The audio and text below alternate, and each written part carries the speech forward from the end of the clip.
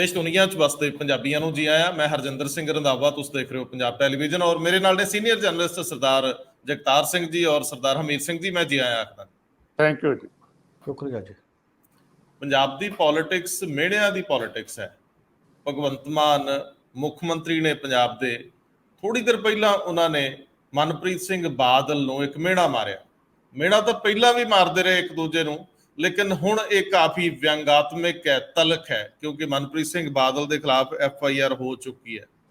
चंगा है, बोल रहे ने स्टेट की पॉलिटिक्स के विच कुछ थोड़ी बहुती चक थल होंदी रहे, चंगा हुंदा है। पर कितना चंगा हुंदा जे कनेडा के मामले ते भी हुण तक गवर्नमेंट जां इन्हां दे सुप्रीमो वालों, मुख मंत्री जां केजरीवाल वालों कोई बयान आउंदा। बड़ा सेंसिटिव, बहुत संवेदनशील मुद्दा है इस खिते लई। सो ਉਹਦੇ ਤੇ ਜਿਹੜੀਆਂ ਅਪਡੇਟਸ ਨੇ, ਉਹਦੇ ਤੇ ਕੀ ਹੋ ਰਿਹਾ ਲੇਟੈਸਟ, ਤੁਹਾਡੀ ਉਹਦੇ ਨਾਲ ਸਾਂਝ ਪਾਉਂਦੇ ਆ।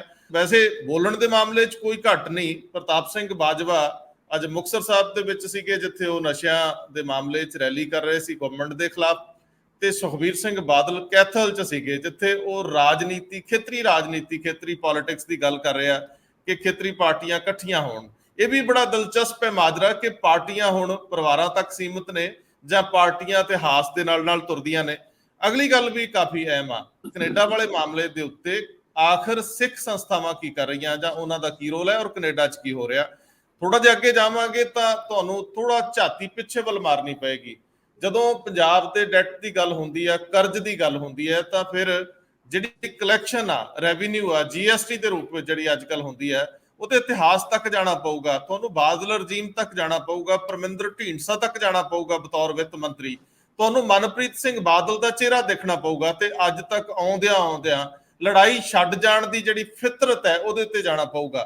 ਸਟੇਟਾਂ ਨੇ ਆਪਣੇ ਹੱਥ ਵੱਢ ਕੇ ਜਦੋਂ ਕੇਂਦਰ ਨੂੰ ਦਿੱਤੇ, ਸੱਤਾ ਦਾ ਕੇਂਦਰੀਕਰਨ ਹੋਇਆ ਔਰ ਰੈਵਨਿਊ ਨੂੰ ਵੀ ਇੱਕ ਹੱਥ ਵਿੱਚ ਲਿਆਂਦਾ। ਜਦੋਂ ਹੁਣ ਤੁਸੀਂ ਸਾਰੇ ਪੈਸੇ ਲਗਭਗ ਕੇਂਦਰ ਤੋਂ ਮੰਗਣੇ ਆ ਤੇ ਅਗਲਾ ਧੌਣ ਤੇ ਗੋਡਾ ਤਾਂ ਰੱਖੂਗਾ ਹੀ। ਮਤਲਬ ਕਿੱਥੇ ਕੰਪਰੋਮਾਈਜ਼ ਹੋਏ ਤੇ ਕਿੱਥੇ ਅੱਜ ਲੜਨਾ ਛੱਡ ਗਏ ਅਸੀਂ। ਸੋ ਆਪਸ ਵਿੱਚ ਮਿਹਣੇ ਤਾਂ ਮਾਰਦੇ ਆ, ਜਿੱਥੇ ਹਿੱਤਾਂ ਦੀ ਗੱਲ ਆਉਂਦੀ ਆ, ਜਿੱਥੇ ਲੜਨ ਦੀ ਗੱਲ ਆਉਂਦੀ, ਜਿੱਥੇ ਫੈਡਰਲ ਸਟਰਕਚਰ ਦੀ ਗੱਲ ਆਉਂਦੀ ਆ, ਵਿਕੇਂਦਰੀਕਰਨ ਦੀ ਆਉਂਦੀ ਆ, ਉੱਥੇ ਅਸੀਂ ਪਿਛਾਂਹ ਹਟ ਜਾਂਦੇ ਆ। ਅਸੀਂ ਇਹਦੇ ਤੇ ਵੀ ਜਾਂਦੇ ਆ, ਲੇਕਿਨ ਅੱਗੇ ਵਧਾਂਗੇ ਤਾਂ ਅਤ ਅਹਿਮ ਮਾਮਲਾ ਹੈ ਕਿ ਦਿੱਲੀ ਦੀ ਇੱਕ ਅਦਾਲਤ ਦੇ ਵਿੱਚ ਮਾਮਲਾ ਜਾਂਦਾ ਹੈ ਪਹਿਲਵਾਨ ਕੁੜੀਆਂ ਦਾ, ਜਿੱਥੇ ਇਸ ਸੰਘ ਦੇ ਪ੍ਰਧਾਨ ਬ੍ਰਿਜ ਭੂਸ਼ਣ ਸ਼ਰਨ ਸਿੰਘ ਨੂੰ ਅਦਾਲਤ ਦੇ ਸਾਹਮਣੇ ਦਿੱਲੀ ਪੁਲਿਸ ਜਿਸ ਤਰੀਕੇ ਨਾਲ ਨੰਗਾ ਕਰਦੀ ਆ, ਉਹ ਵੀ ਬੜਾ ਅਹਿਮ ਸਵਾਲ ਹੈ। ਸਭ ਤੋਂ ਪਹਿਲਾਂ ਸਰਦਾਰ ਜਗਤਾਰ ਸਿੰਘ ਜੀ, ਮੈਂ ਸਮਝਣਾ ਚਾਹੂੰਗਾ ਤੁਹਾਡੇ ਕੋਲੋਂ ਕਿ ਇਸ ਵੇਲੇ ਲੇਟੈਸਟ ਕੈਨੇਡਾ ਭਾਰਤ ਦੇ ਰਿਸ਼ਤਿਆਂ ਵਿੱਚ ਕੀ ਹੋ ਰਿਹਾ ਤੇ ਇਹਨੂੰ ਹੁਣ ਕਿਵੇਂ ਦੇਖਿਆ ਜਾ ਰਿਹਾ। ਕੁਝ ਥੋੜੀ ਨਰਮੀ ਹੋਈ ਆ, ਠੰਡੌਲਾ ਵਾਪਰਿਆ, ਜਾਂ ਅਜੇ ਵੀ ਉਵੇਂ ਤਲਖੀ ਬਰਕਰਾਰ ਹੈ? ਗੱਲ ਹੈ ਕਿ ਜਿਹੜੇ ਬੇਸਿਕ ਇਸ਼ੂਜ਼ ਹੈ ਉਹ ਤਾਂ ਉੱਥੇ ਖੜੇ ਹਨ। ਸਾਰੀ ਦੁਨੀਆ ਦੇ ਵਿੱਚ ਇਸ ਇਸ਼ੂ ਤੇ ਰਿਐਕਸ਼ਨ ਚੱਲ ਰਿਹਾ ਹੈ। ਅਖਬਾਰਾਂ 'ਚ ਓਪੀਨੀਅਨ ਪੀਸ ਲਿਖੇ ਜਾ ਰਹੇ ਹੈ। ਇਹਦਾ ਮਤਲਬ ਇਹ ਹੈ ਬੜਾ ਸਪਸ਼ਟ ਜਿਹਾ ਕਿ ਜਿੰਨਾ ਮੇਨ ਸਟ੍ਰੀਮ ਵਰਲਡ ਦਾ ਮੀਡੀਆ ਹੈ ਉਹਨੇ ਇਹ ਇਸ਼ੂ ਟੇਕ ਅਪ ਕੀਤਾ ਹੈ। ਤੇ ਜਿਹੜੀ ਬੇਸਿਕ ਨਿਊਜ਼ ਹੈ ਸਾਰੇ ਪਾਸੇ, ਮਸਲਨ ਕਿ ਇਹ ਇਨਫੋਰਮੇਸ਼ਨ ਕੈਨੇਡਾ ਨੂੰ ਸਭ ਤੋਂ ਪਹਿਲਾਂ USA ਨੇ ਦਿੱਤੀ ਔਰ 4 ਮੁਲਕ ਜਿਹੜੇ 5 ਆਈਜ਼ ਕੰਟਰੀ ਹੈਗੇ ਹੈ ਉਹਨਾਂ ਦੇ 4 ਮੁਲਕ ਲਾਈਨ ਅਪ ਹੋਏ, ਬਾਕੀ 3 ਕੈਨੇਡਾ ਦੇ ਨਾਲ, ਚੌਥੇ ਨੇ ਤਾਂ ਚਲੋ ਅੱਜ ਬਿਆਨ ਨਹੀਂ ਦਿੱਤਾ। ਦੁਨੀਆ ਦੇ ਜਿਹੜੀਆਂ ਮੇਜਰ ਡੈਮੋਕ੍ਰੇਸੀਜ਼ ਹੈਗੀਆਂ ਉਹ ਇਸ ਇਸ਼ੂ ਤੇ ਇਸ ਵੇਲੇ ਕੈਨੇਡਾ ਦੇ ਨਾਲ ਹੈਗੀ। ਅਸੀਂ ਸਭ ਤੋਂ ਵੱਡੀ ਡੈਮੋਕ੍ਰੇਸੀ ਹਾਂ, ਲੇਕਿਨ ਜਿਹੜੀ ਮੈਂ ਵੈਸਟਰਨ ਡੈਮੋਕ੍ਰੇਸੀ ਦੀ ਗੱਲ ਕਰਦਾ, ਇਹ ਨਹੀਂ ਹੈ ਕਿ ਕਦੇ ਅਮਰੀਕਾ ਨੇ ਇਹੋ ਜਿਹਾ ਕੰਮ ਨਹੀਂ ਕੀਤਾ ਜਾਂ ਇਜ਼ਰਾਈਲ ਨੇ ਨਹੀਂ ਕੀਤਾ। ਨੋਨ ਹੈਗੇ ਸਾਰੇ ਇਹਨਾਂ ਗੱਲਾਂ ਤੇ, ਸਾਊਦੀ ਅਰੇਬੀਆ ਨੋਨ ਹੈਗਾ, ਸਾਰਾ ਸਾਹਮਣੇ ਸਾਰਿਆਂ ਦੇ। ਉਹਨਾਂ ਨੇ ਬੜੀ ਇੰਟਰਸਟਿੰਗ ਦੀ ਗੱਲ ਲਈ ਹੈ। ਉਹਨਾਂ ਨੇ ਕਿਹਾ ਵੀ ਜਿਹੜੀਆਂ ਸੈਮੀ ਡੈਮੋਕ੍ਰੇਸੀ ਦੇ ਉੱਥੇ ਐਕਸ਼ਨ ਹੋਏ ਆ ਪਹਿਲਾਂ, ਤੇ ਐਡਵਾਂਸ ਡੈਮੋਕ੍ਰੇਸੀ ਦੇ ਵਿੱਚ ਜਾਂ ਵੈਸਟਰਨ ਡੈਮੋਕ੍ਰੇਸੀ ਦੇ ਵਿੱਚ ਪਹਿਲੀ ਵਾਰ ਐਸਾ ਐਕਸ਼ਨ ਹੋਇਆ। ਮੇਰੇ ਖਿਆਲ 'ਚ ਪਹਿਲੀ ਵਾਰ ਨਹੀਂ ਹੋਇਆ। ਜਰਮਨੀ ਦੇ ਵਿੱਚ ਵੀ ਇਜ਼ਰਾਈਲ ਨੇ ਕੀਤਾ ਸੀਗਾ, ਜਦੋਂ ਮਿਊਨਿਖ ਓਲੰਪਿਕਸ ਤੋਂ ਬਾਅਦ ਜਦੋਂ ਉੱਥੇ ਬੰਬਾਰਡਮੈਂਟ ਹੋਈ ਸੀ ਤੇ ਇਜ਼ਰਾਈਲ ਦੇ ਓਲੰਪਿਕਸ ਵੇਲੇ ਉਹਨਾਂ ਦੇ ਪਲੇਅਰ ਮਾਰੇ ਗਏ ਸੀਗੇ। ਉਸ ਤੋਂ ਬਾਅਦ ਇਹਨਾਂ ਨੇ ਜਰਮਨੀ ਦੇ ਵਿੱਚ ਐਕਸ਼ਨ ਕੀਤੇ ਸੀਗੇ ਅਨਨੋਨ। ਉਹ ਤਾਂ ਫਿਲਮ ਹੀ ਬਣੀ ਹੈ ਮਿਊਨਿਕ, ਪੁਰਾਣੀ ਬੜੀ ਸੋਹਣੀ ਫਿਲਮ ਹੈਗੀ ਅਦਰਵਾਈਜ਼ ਉਹ। ਤੇ ਇਹ ਐਕਸ਼ਨ ਹੁੰਦੇ ਰਹੇ ਸਾਰੇ, ਜਿਵੇਂ ਪਾਕਿਸਤਾਨ ਚੋਂ ਅਲ ਕਾਇਦਾ ਨੂੰ ਚੱਕ ਕੇ ਲੈ ਗਏ ਸੀ ਅਮਰੀਕਾ ਵਾਲੇ, ਓਪਨਲੀ ਜੀ। ਚੱਕ ਕੇ ਲਗਾਏ ਸੀਗੇ। ਲੇਕਿਨ ਜਿਸ ਢੰਗ ਦੇ ਨਾਲ ਇੰਡੀਆ ਤੇ ਅਟੈਕ ਆਇਆ, ਉਹ ਬਹੁਤ ਹਿਲਾ ਕੇ ਰੱਖਣ ਵਾਲਾ ਸਾਰਿਆਂ ਨੂੰ, ਕਿ ਇੱਕ ਤਾਂ ਇੰਡੀਆ ਦੀ ਜਿਹੜੀ ਕੈਪੇਬਿਲਿਟੀ ਹੈ, ਪਾਕਿਸਤਾਨ ਦੇ ਵਿੱਚ ਜੇ ਕੁਝ ਇਹਨਾਂ ਨੇ ਕੀਤਾ, ਸਾਨੂੰ ਪਤਾ ਨਹੀਂ ਕੀਤਾ ਕਿ ਨਹੀਂ, ਲੇਕਿਨ ਉੱਥੇ ਸਿਮਿਲਰ ਐਕਸ਼ਨ ਹੋਏ ਸੀਗੇ। ਔਰ ਪਿੱਛੇ ਉਸ ਤੋਂ ਪਹਿਲਾਂ ਹੀ ਹੋਏ ਸੀ, ਪਰਮਜੀਤ ਪੰਜਵੜ, ਆਪਣੇ ਹਰਪ੍ਰੀਤ PSD, ਹਰਦੀਪ ਨਿੱਜਰ ਉਸ ਤੋਂ ਬਾਅਦ ਆਉਂਦਾ।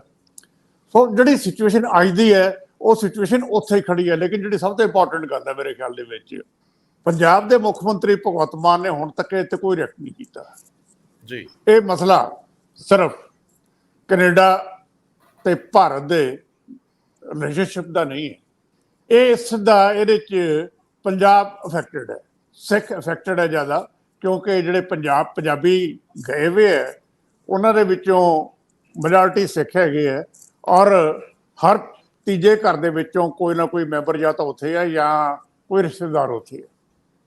ਸੋ ਸਭ ਤੋਂ ਜ਼ਿਆਦਾ ਅਫੈਕਟਡ ਪੰਜਾਬ ਵਾਲੇ ਲੋਕ ਹੈਗੇ ਆ। ਇਹ ਨਹੀਂ ਹੈ ਕਿ ਪੰਜਾਬੀ ਸਭ ਤੋਂ ਜ਼ਿਆਦਾ ਹੈ, ਹਿੰਦੂ ਸਭ ਤੋਂ ਜ਼ਿਆਦਾ ਉੱਥੇ ਹੈਗੇ, ਸਿੱਖਾਂ ਤੋਂ ਜ਼ਿਆਦਾ ਹੈਗੇ, ਲੇਕਿਨ ਇੱਕ ਖਾਸ ਖਿੱਤੇ ਦੇ ਵਿੱਚੋਂ ਜੇ ਕੋਈ ਕਿਸੇ ਪਾਪੂਲੇਸ਼ਨ ਦੀ ਕੰਸੈਂਟਰੇਸ਼ਨ ਨਹੀਂ ਹੈ ਤੇ ਉਹ ਪੰਜਾਬ ਹੈ। ਔਰ ਰਾਦਰ ਬਾਹਰਲੇ ਮੁਲਕਾਂ 'ਚ ਵੀ ਕਾਫੀ ਸਿੱਖ ਫੈਮਲੀਜ਼ ਉਹਨਾਂ ਮੁਲਕਾਂ ਨੂੰ ਛੱਡ ਕੇ ਉਹਨਾਂ ਨੇ ਆਪਟ ਕੀਤਾ ਕੈਨੇਡਾ ਵਾਸਤੇ, ਕਿਉਂਕਿ ਕੈਨੇਡਾ ਦੇ ਵਿੱਚ ਅਪਰਚੁਨਿਟੀਜ਼ ਬਾਕੀ ਮੁਲਕਾਂ ਨਾਲੋਂ ਜ਼ਿਆਦਾ ਸੀ।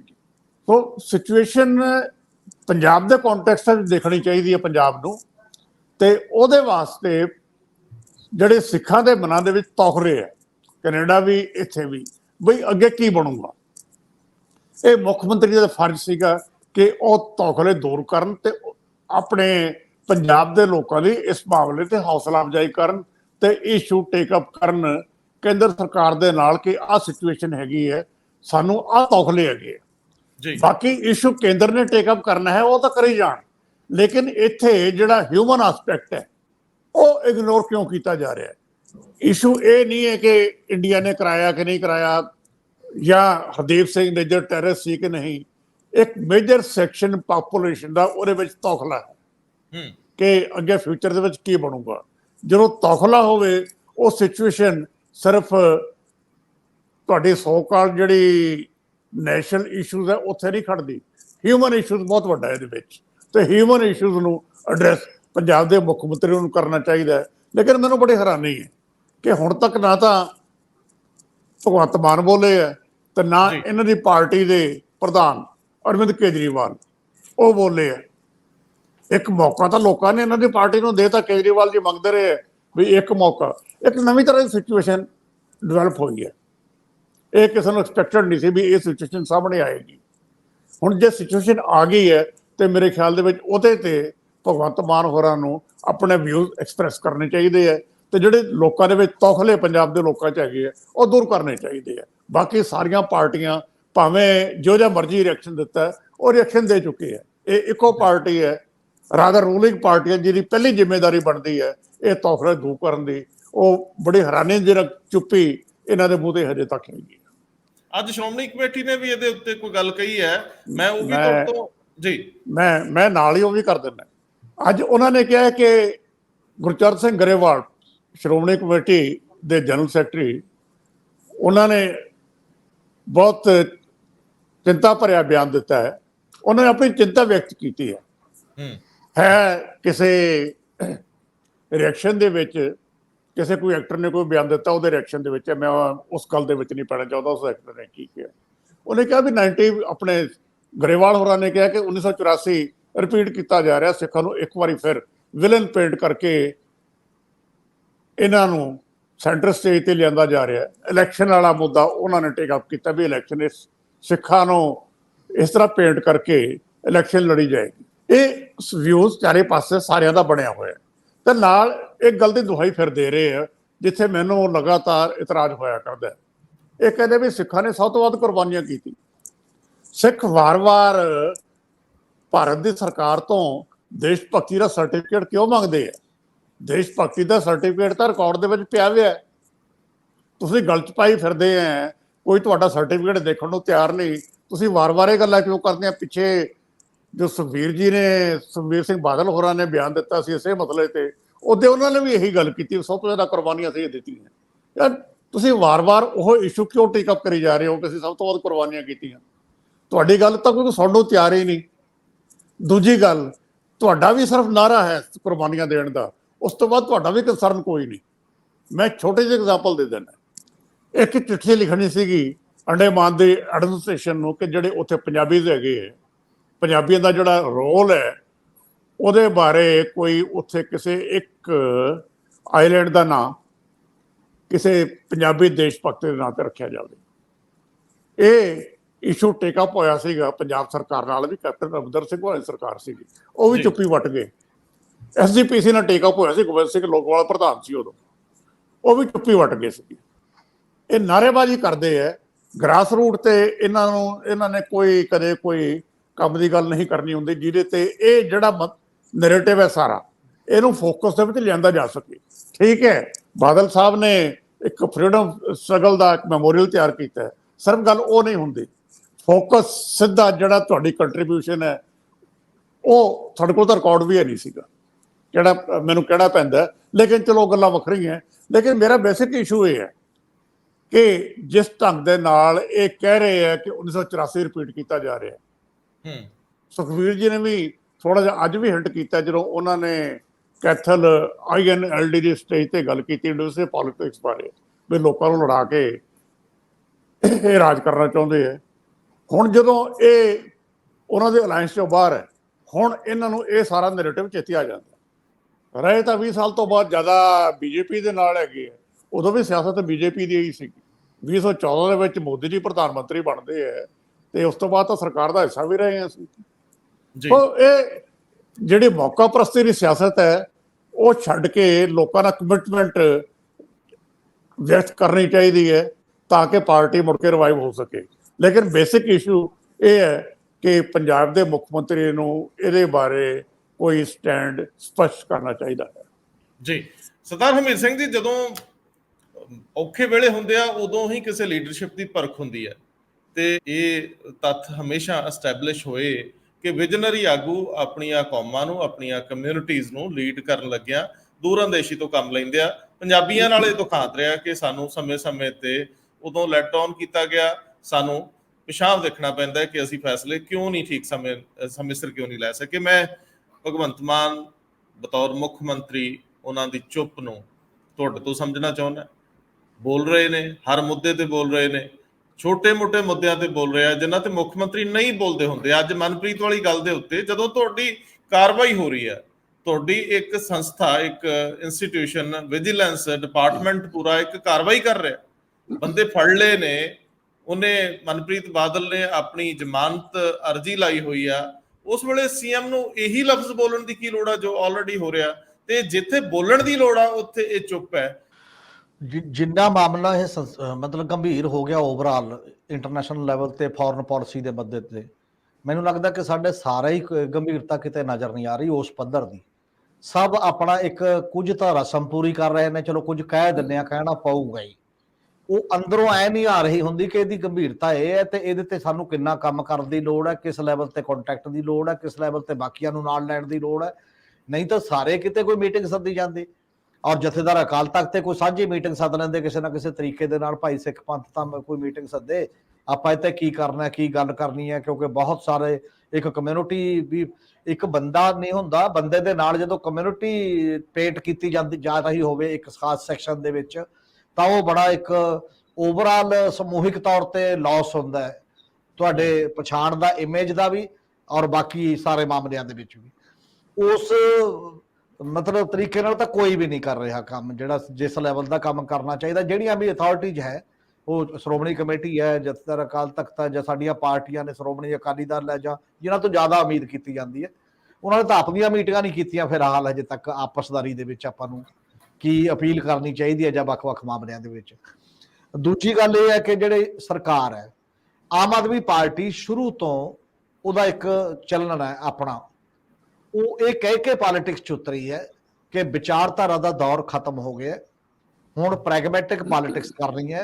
ਉਹ ਪੋਲਿਟਿਕਸ ਕਿਹੜੀ ਹੋਏਗੀ? ਉਹ ਹੋਏਗੀ ਸਕੂਲਾਂ ਦੀ, ਹਸਪਤਾਲਾਂ ਦੀ, ਪਾਣੀ ਪਹੁੰਚਾਉਣ ਦੀ, ਉਹ ਸਾਰੀਆਂ ਚੀਜ਼ਾਂ ਤੇ ਧਿਆਨ ਕੇਂਦਰਿਤ ਰਹੂਗਾ ਤੇ ਬਾਕੀ ਦੀਆਂ ਚੀਜ਼ਾਂ ਨੂੰ ਕੋਈ ਬਹੁਤ ਜ਼ਿਆਦਾ ਤਵੱਜੋ ਦੇਣ ਦੀ ਲੋੜ ਨਹੀਂ ਹੈ।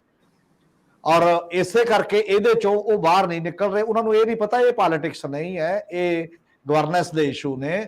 ਇਹ ਤਾਂ ਮਿਊਨਿਸਪਲ ਕਮੇਟੀਆਂ ਨੂੰ ਤੇ ਪੰਚਾਇਤੀ ਰਾਜ ਨੂੰ ਪੂਰੇ ਅਧਿਕਾਰ ਦੇ ਦਿੰਦੇ, ਇਹ ਤਾਂ ਉਹ ਆਪਣੇ ਆਪ ਕਰ ਲੈਂਦੇ ਇੰਨੇ ਕੰਮ ਤਾਂ ਤੁਹਾਡੀ ਲੋੜ ਨਹੀਂ ਸੀ, ਕਿਉਂਕਿ ਪਾਵਰ ਸੈਂਟਰਲਾਈਜ਼ ਹੋਣ ਕਰਕੇ ਤੁਹਾਨੂੰ ਕਰਨਾ ਪੈ ਰਿਹਾ ਹੈ। ਦੁਨੀਆ 'ਚ ਸਾਰੇ ਕਿਤੇ ਜਿੱਥੇ ਮੇਅਰ ਐਡੇ ਇੰਪੋਰਟੈਂਟ ਨੇ, ਜਿੱਥੇ ਪੰਚਾਇਤੀ ਰਾਜ ਐਡਾ ਇੰਪੋਰਟੈਂਟ ਹੈ, ਤੁਹਾਡੀ ਲੋੜ ਨਹੀਂ ਸੀ ਫਿਰ ਇਹੋ ਜਿਹੀ ਪੋਲਿਟਿਕਸ ਲਈ। ਤਾਂ ਇਹੋ ਜਿਹੇ ਕੰਮਾਂ ਲਈ ਲੋੜ ਨਹੀਂ ਹੈ, ਸਗੋਂ ਤੁਸੀਂ ਇਹ 'ਚ ਟਾਂਗਾ ਡਾਈ ਕਰਦੀਆਂ ਨੇ ਸਰਕਾਰਾਂ ਬਿਨਾਂ ਮਤਲਬ ਦਾ, ਤਾਂ ਇਹ ਪੰਗੇ ਜ਼ਿਆਦਾ ਪੈਂਦੇ ਨੇ। ਉਹ ਕੰਮ ਵੀ ਨਹੀਂ ਹੋ ਰਹੇ ਲੋਕਲ ਬੈਠੇ ਹੋਏ ਜਾਂ ਵੱਖ-ਵੱਖ ਥਾਵਾਂ ਦੇ ਉੱਤੇ। ਪੋਲਿਟਿਕਸ ਚੀਜ਼ਾਂ ਦੀ ਵਿਉਂਤਬੰਦੀ 'ਚ ਹੁੰਦੀ ਹੈ, ਪਾਲਿਸੀ 'ਚ ਹੁੰਦੀ ਹੈ, ਸਟ੍ਰੈਟਜੀ ਘੜਨ 'ਚ ਹੁੰਦੀ ਹੈ, ਰਣਨੀਤੀ ਬਣਾਉਣ 'ਚ ਹੁੰਦੀ ਹੈ। ਉਹ ਤੇ ਤੁਸੀਂ ਬਿਲਕੁਲ ਸੋਚ ਸਮਝ ਕੇ ਖਾਮੋਸ਼ ਹੋ। ਇਹ ਖਾਮੋਸ਼ੀ ਪਹਿਲੀ ਵਾਰ ਨਹੀਂ ਹੋਈ, ਜਦੋਂ ਦੀ ਆਮ ਆਦਮੀ ਪਾਰਟੀ ਬਣੀ ਹੈ ਉਦੋਂ ਤੋਂ ਲੈ ਕੇ ਅੱਜ ਤੱਕ ਦੀ ਖਾਮੋਸ਼ੀ ਹੈ। ਪਹਿਲਾਂ ਸ਼ਹੀਨ ਬਾਗ ਦਾ ਮੋਰਚਾ, ਉਦੋਂ ਬਾਅਦ ਜਿਹੜਾ ਉਹ ਬੰਦਿਆਂ ਨੇ ਉੱਥੇ ਖੜ ਕੇ ਲੈਕਚਰ ਦਿੱਤੇ ਸਾਰਿਆਂ ਨੇ ਇਲੈਕਸ਼ਨ ਦੇ ਵਿੱਚ, ਤੇ ਮੁੜ ਕੇ ਮੁਕੱਦਮੇ ਦੂਜਿਆਂ ਤੇ ਦਰਜ ਕੀਤੇ ਬਾਕੀਆਂ ਦੇ ਮਾਮਲਿਆਂ ਦੇ ਵਿੱਚ। ਤੇ ਦਿੱਲੀ ਦੀ ਸਰਕਾਰ ਨਹੀਂ ਬੋਲੀ, ਨਾ ਦਿੱਲੀ ਦੀ ਸਰਕਾਰ ਤੇ ਨਾ ਆਮ ਆਦਮੀ ਪਾਰਟੀ ਦੀ। ਪੰਜਾਬ ਦੇ ਵਿੱਚ ਵੀ ਇਹਨਾਂ ਨੂੰ ਇਹ ਨਹੀਂ ਹੈ ਕਿ NRI ਦੀ ਤਾਕਤ, NRI ਦਾ ਪ੍ਰਭਾਵ ਤੇ ਬਾਕੀ ਨਹੀਂ ਪਤਾ। ਇਹ ਤਾਂ ਜਨਮੇ ਉੱਥੋਂ ਲੈਣਾ ਸ਼ੁਰੂ ਕਰ ਰਹੇ ਨੇ। ਸਭ ਤੋਂ ਪਹਿਲਾਂ ਦੌਰੇ ਹੀ ਵਿਦੇਸ਼ ਦੇ ਇਹਨਾਂ ਨੇ ਕੀਤੇ, ਫੰਡ ਇਕੱਠਾ ਕਰਨ ਤੋਂ ਲੈ ਕੇ ਫਿਰ ਉਹਨਾਂ ਨੂੰ ਅਪੀਲਾਂ ਕੀਤੀਆਂ ਇੱਥੇ ਆ ਕੇ ਸਾਡੇ ਲਈ ਵੋਟ ਮੰਗੋ, ਇੰਨੇ ਬੰਦੇ ਆਏ ਪੰਜਾਬ 'ਚ।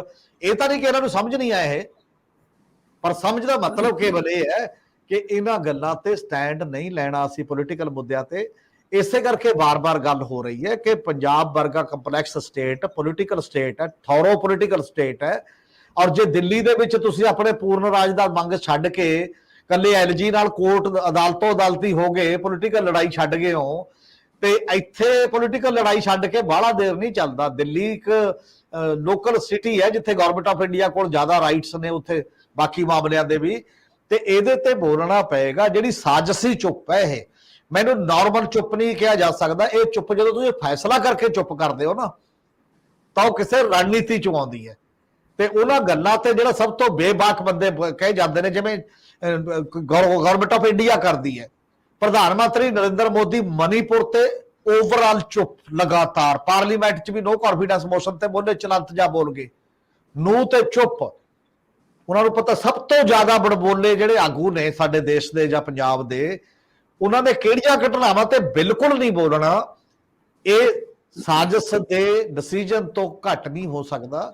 ਨਹੀਂ ਤਾਂ ਤੁਸੀਂ ਬਾਕੀਆਂ ਤੇ ਵੀ ਨਾ ਬੋਲਦੇ ਹੋ, ਚਲੋ ਘੱਟ ਨਰਸਿਮਹਾ ਰਾਓ ਵਾਂਗ, ਡਾਕਟਰ ਮਨਮੋਹਨ ਸਿੰਘ ਵਾਂਗ ਤੁਸੀਂ ਕਹਿੰਦੇ ਵੀ ਤਾਂ ਘੱਟ ਬੋਲਦੇ ਨੇ, ਪਰ ਮੇਨ ਗੱਲਾਂ ਤੇ ਉਹਨਾਂ ਨੂੰ ਵੀ ਬੋਲਣਾ ਹੀ ਪਿਆ ਹਮੇਸ਼ਾ ਹੀ। ਔਰ ਇੱਕ ਵਾਰ ਕਿਸੇ ਨੇ ਪੁੱਛਿਆ ਸੀ ਨਰਸਿਮਹਾ ਰਾਓ ਨੂੰ ਕਿ ਤੁਸੀਂ ਬੋਲਦੇ ਨਹੀਂ ਹੋ, ਚੁੱਪ ਰਹਿੰਦੇ ਹੋ। ਉਹ ਕਹਿੰਦੇ ਕੋਈ ਫੈਸਲਾ ਨਹੀਂ ਕਰਦੇ। ਉਹ ਕਹਿੰਦਾ ਚੁੱਪ ਰਹਿਣਾ ਵੀ ਤਾਂ ਇੱਕ ਫੈਸਲਾ ਹੁੰਦਾ ਹੈ, ਇਹਦਾ ਮਤਲਬ ਚੁੱਪ ਰਹਿਣ ਦਾ ਫੈਸਲਾ ਹੈ। ਤਾਂ ਇਹਦੇ 'ਚ ਤੁਹਾਡੇ ਤੋਂ ਪੰਜਾਬੀ ਜਾਂ ਸਿੱਖ ਜਾਂ ਓਵਰਆਲ ਇਨਸਾਨੀਅਤ ਦੇ ਐਂਗਲ ਤੋਂ ਜਦੋਂ ਸੰਕਟ 'ਚ ਲੀਡਰ ਖਾਮੋਸ਼ ਹੋ ਜੇ ਤਾਂ ਉਹ ਲੀਡਰ ਬਣਨਾ ਹੀ ਹੁੰਦਾ, ਲੀਡਰ ਸਾਬਤ ਨਹੀਂ ਹੁੰਦਾ। ਲੀਡਰ ਜੋਗੀ ਉਹਦੇ 'ਚ ਜਾਨ, ਬੁੱਧੀ, ਦਲੇਰੀ ਨਹੀਂ ਹੁੰਦੀ ਕਿਸੇ ਵੀ ਰੂਪ ਦੇ ਵਿੱਚ। ਵੈਸੇ ਬੋਤਾ ਲਾ ਕੇ ਤੁਰੇ ਫਿਰੋ ਤਾਂ ਲੀਡਰ ਅਲੱਗ ਗੱਲ ਹੈ। ਇਸ ਕਰਕੇ ਇਸ ਮਾਮਲੇ ਦੇ ਵਿੱਚ ਬੇਹੱਦ ਜ਼ਰੂਰੀ ਹੈ ਕੋਈ ਗੱਲ ਕਰਨਾ। ਔਰ ਨਹੀਂ ਤਾਂ ਘੱਟੋ ਘੱਟ ਜਿਹੜੇ ਵੀ ਬੰਦੇ ਲਗਭਗ ਉੱਥੇ ਰਹਿ ਰਹੇ ਨੇ ਭਾਰਤੀ, ਜਿਨ੍ਹਾਂ ਦੇ ਤੁਸੀਂ ਕੈਨੇਡੀਅਨ ਸਿਟੀਜ਼ਨ ਤੇ ਪਾਬੰਦੀ ਲਾਤੀ ਹੈ, ਉਹਦੇ ਚੋਂ ਕਿੰਨੇ ਲੋਕਾਂ ਦੀਆਂ ਕਹਾਣੀਆਂ ਆਉਣ ਲੱਗ ਗਈਆਂ ਨੇ ਸਭ ਦੇ ਸਾਹਮਣੇ। ਕਿਸੇ ਦੇ ਵਿਆਹ ਰੱਖੇ ਸੀ, ਅੱਜ ਪੰਜਾਬੀ ਟ੍ਰਿਬਿਊਨ 'ਚ 2-3 ਕਹਾਣੀਆਂ ਨੇ ਲਗਾਤਾਰ, ਪੈਲਸਾਂ ਦੀਆਂ ਡੇਟਾਂ ਕੈਂਸਲ ਹੋਣ ਨੂੰ ਫਿਰਦੀਆਂ ਨੇ, ਕਿਸੇ ਦਾ ਕੋਈ ਸੀ, ਕਿਸੇ ਦਾ ਕੋਈ। ਸਾਡੀ ਇਕਨੋਮੀ ਤੇ ਕੀ ਅਸਰ ਪੈਂਦਾ? ਇਕਨੋਮੀ ਤੇ ਜੇ ਤੁਹਾਨੂੰ ਨਜ਼ਰ ਨਹੀਂ ਆਉਂਦਾ, ਜਿੰਨਾ ਰੈਵਨਿਊ ਤੁਹਾਡੇ ਕੋਲ ਆ ਰਿਹਾ ਹੈ ਉਹ ਪਹਿਲਾਂ ਹੀ ਕਾਫੀ ਨਹੀਂ ਹੈ, ਤੁਸੀਂ ਪਹਿਲਾਂ ਹੀ ਡੈਮੇਜ ਚੋਂ।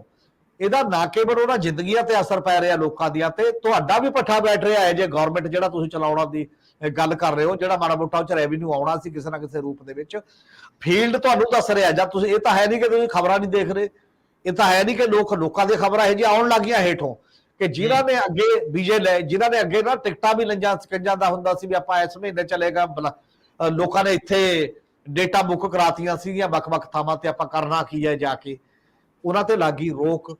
ਹੁਣ ਸਾਡੀਆਂ ਸਾਰੀਆਂ ਪਾਰਟੀਆਂ ਘੱਟੋ ਘੱਟ ਇਕੱਠੀਆਂ ਹੋ ਕੇ ਬਹਿ ਕੇ ਕੋਈ ਸੋਚ ਕੇ, ਨਾ ਫੋਰਨ ਪਾਲਿਸੀ ਦਾ ਮਾਮਲਾ ਗਵਰਨਮੈਂਟ ਆਫ ਇੰਡੀਆ ਦਾ ਨਾ ਬੋਲੋ ਜੇ ਇਹਦੇ 'ਚ ਕੋਈ ਪ੍ਰੋਬਲਮ ਹੈ। ਵੈਸੇ ਤਾਂ ਇਹਦੇ 'ਚ ਵੀ ਬੋਲਣਾ ਚਾਹੀਦਾ, ਕੋਈ ਪਹਾੜ ਨਹੀਂ ਡਿੱਗਦਾ। ਉਹ ਗਵਰਨਮੈਂਟ ਮੰਨੇ ਨਾ ਮੰਨੇ, ਤੁਸੀਂ ਵਾਜਬ ਗੱਲ ਕਰ ਸਕਦੇ ਹੋ, ਨਿਆਂ ਸਖਤ ਗੱਲ ਕਰ ਸਕਦੇ ਹੋ। ਜੇ ਉਹ ਨਹੀਂ ਤਾਂ ਹਿਊਮਨਟੇਰੀਅਨ ਗੱਲ ਤਾਂ ਕਰ ਸਕਦੇ ਹੋ। ਜੀ ਸਾਰਿਆਂ ਦਾ ਵੀਜ਼ਾ ਕਿਉਂ ਖਤਮ ਕੀਤਾ ਹੈ? ਜਿਹੜੇ ਤੁਸੀਂ 19 ਬੰਦੇ ਕਹਿੰਦੇ ਹੋ ਨਾਮ ਲਿਖਿਆ, ਫਿਲਹਾਲ ਉਹਨਾਂ ਨੂੰ ਨਾਮ ਦਿਓ, 100 ਹੋਊਗਾ, ਹੋਰ ਕਰ ਲਓ 10-20 ਦੀ ਲਿਸਟ, ਜਿਹੜਾ ਤੁਹਾਨੂੰ ਲੱਗਦਾ ਹੈ। ਇੱਕ ਪੂਰੇ ਮਾਸਜ ਦੇ ਲੈਵਲ ਤੇ ਤੁਸੀਂ ਕਹਿ ਰਹੇ ਹੋ ਵੀ ਇਹ ਹੋ ਜਾਊਗਾ ਜੀ, ਔਰ ਤੁਸੀਂ ਕਹਿ ਰਹੇ ਹੋ ਕਿ ਉੱਥੇ ਲੌਜਿਕ ਕੀ ਦਿੱਤਾ? ਲੌਜਿਕ ਇਹ ਦਿੱਤਾ ਹੈ ਕਿ ਉੱਥੇ ਅਸੁਰੱਖਿਆ ਹੋਣ ਕਰਕੇ ਸਾਡੀਆਂ ਐਮਬੈਸੀਆਂ ਦੇ ਵਿੱਚ ਤਾਂ ਇਹ ਕੰਮ ਅਸੀਂ ਰੋਕਿਆ ਫਾਰ ਦੀ ਟਾਈਮ। ਜੇ ਤੁਹਾਡੇ ਕੰਟਰੀ ਦੀ ਐਮਬੈਸੀ ਦੇ ਵਿੱਚ ਵੀ ਅਸੁਰੱਖਿਆ ਹੈ ਤਾਂ ਸਧਾਰਨ ਲੋਕਾਂ ਦੀ ਸੁਰੱਖਿਆ ਦਾ ਕੌਣ ਜ਼ਿੰਮੇਵਾਰ ਹੋਏਗਾ? ਉਹ ਕੀ ਕਰਨ ਫਿਰ? ਤੇ ਉਹਨਾਂ ਦੀ ਜ਼ਿੰਮੇਵਾਰੀ ਤਾਂ ਤੁਸੀਂ ਲੈਣੀ ਸੀ। ਲੋਕ ਤਾਂ ਤੁਹਾਡੀਆਂ ਐਮਬੈਸੀਆਂ ਜਾਣਗੇ, ਲੋਕ ਕਿਤੇ ਤੁਹਾਡੇ ਕੋਲ ਆਉਣਗੇ, ਗਵਰਨਮੈਂਟਾਂ ਕੋਲ ਜਾਂਦੇ ਨੇ, ਤਾਂ ਇਹ ਦਲੀਲ ਤਾਂ ਘੱਟੋ ਘੱਟ ਇੱਕ ਡੈਪੂਟੇਸ਼ਨ ਮਿਲ ਹੀ ਸਕਦਾ ਸੀ ਪ੍ਰਧਾਨ ਮੰਤਰੀ ਨੂੰ ਜਾ ਕੇ ਕਿਸੇ ਨਾ ਕਿਸੇ ਰੂਪ ਦੇ ਵਿੱਚ ਜੀ। ਤੇ ਜੇ ਇਹਦੇ ਚ ਵੀ ਨਹੀਂ ਤੁਸੀਂ ਮਿਲਦੇ, ਔਰ ਮੈਨੂੰ ਤਾਂ ਇਹ ਵੀ ਨਹੀਂ ਲੱਗਦਾ ਕੱਲ ਨੂੰ ਹੋਮ ਮਿਨਿਸਟਰ ਨੇ ਆਉਣਾ ਹੈ, ਉਹਦੇ ਚ ਭਗਵੰਤ ਮਾਨ ਨਹੀਂ ਹੋਣਗੇ, ਮੀਟਿੰਗ ਹੋ ਰਹੀ ਹੈ ਨੈਸ਼ਨਲ ਕੌਂਸਲ ਦੀ, ਡਿਵੈਲਪਮੈਂਟ ਕੌਂਸਲ ਜਿਹੜੀਆਂ ਬਣੀਆਂ ਹੋਈਆਂ ਨੇ, ਉਹਦੇ ਚ ਵੀ ਇਹ ਮੂੰਹ ਖੋਲਿਆ ਜਾ ਸਕਦਾ ਜਾਂ ਨਹੀਂ ਕਿਸੇ ਨਾ ਕਿਸੇ ਰੂਪ ਦੇ ਵਿੱਚ। ਵੈਸੇ ਹੀ ਗੱਲ ਵੀ ਤਾਂ ਤੁਸੀਂ ਕਰ ਸਕਦੇ ਹੋ, ਜ਼ਰੂਰੀ ਨਹੀਂ ਉਹ ਏਜੰਡਾ ਹੋਵੇ। ਇਦੋਂ ਵੱਡਾ ਏਜੰਡਾ ਪੰਜਾਬ ਦੀ ਡਿਵੈਲਪਮੈਂਟ ਦਾ ਕਿਹੜਾ ਹੋ ਸਕਦਾ ਜੇਕਰ ਤੁਸੀਂ ਸਿੱਧਾ ਪੈਸੇ ਦਾ ਵੀ ਰੋਲ ਹੈ ਤੇ ਸਾਰੀਆਂ ਚੀਜ਼ਾਂ ਦਾ ਰੋਲ ਹੈ। ਔਰ ਜੇ ਤੁਸੀਂ ਇਹ ਗੱਲਾਂ ਕਿਤੇ ਵੀ ਨਹੀਂ ਕਰਦੇ, ਜੇ ਤੁਹਾਨੂੰ ਟਾਈਮ ਨਹੀਂ ਬਾਕੀ ਨਹੀਂ, ਕਿਤੇ ਤਾਂ ਕਰ ਹੀ ਸਕਦੇ ਹੋ। ਕੱਲ ਨੂੰ ਵੀ ਪਤਾ ਲੱਗ ਜੂਗਾ ਕਿ ਕੋਈ ਇਸ ਢੰਗ ਨਾਲ ਵੀ ਇਨਫਾਰਮਲ ਗੱਲਬਾਤ ਉਹਨਾਂ ਨੂੰ ਰਿਸੀਵ ਕਰਨ ਵੇਲੇ ਰਿਸੀਵ ਕਰ ਲਓ, ਕਿਤੋਂ ਲਿਜਾ ਕੇ 10 ਮਿੰਟ ਬੈਠ ਕੇ ਗੱਲ ਕਰ ਲਓ, ਫਾਰਮਲੀ ਕਰਨੀ ਇਨਫਾਰਮਲੀ ਕਰ ਲਓ, ਕੋਈ ਤਰੀਕਾ ਤਾਂ ਲੱਭੋ। ਜੇ ਕੋਈ ਤਰੀਕਾ ਨਹੀਂ ਕਰਦੇ ਤਾਂ ਮੇਰੇ ਖਿਆਲ ਹੈ ਨਹੀਂ ਪੰਜਾਬੀ ਨੂੰ ਦੇਖਣਾ ਪਊਗਾ ਕਿ ਤੁਹਾਡੇ ਲੀਡਰ ਹੋਣ ਦੀ ਹੈਸੀਅਤ ਹੈ ਜਾਂ ਨਹੀਂ।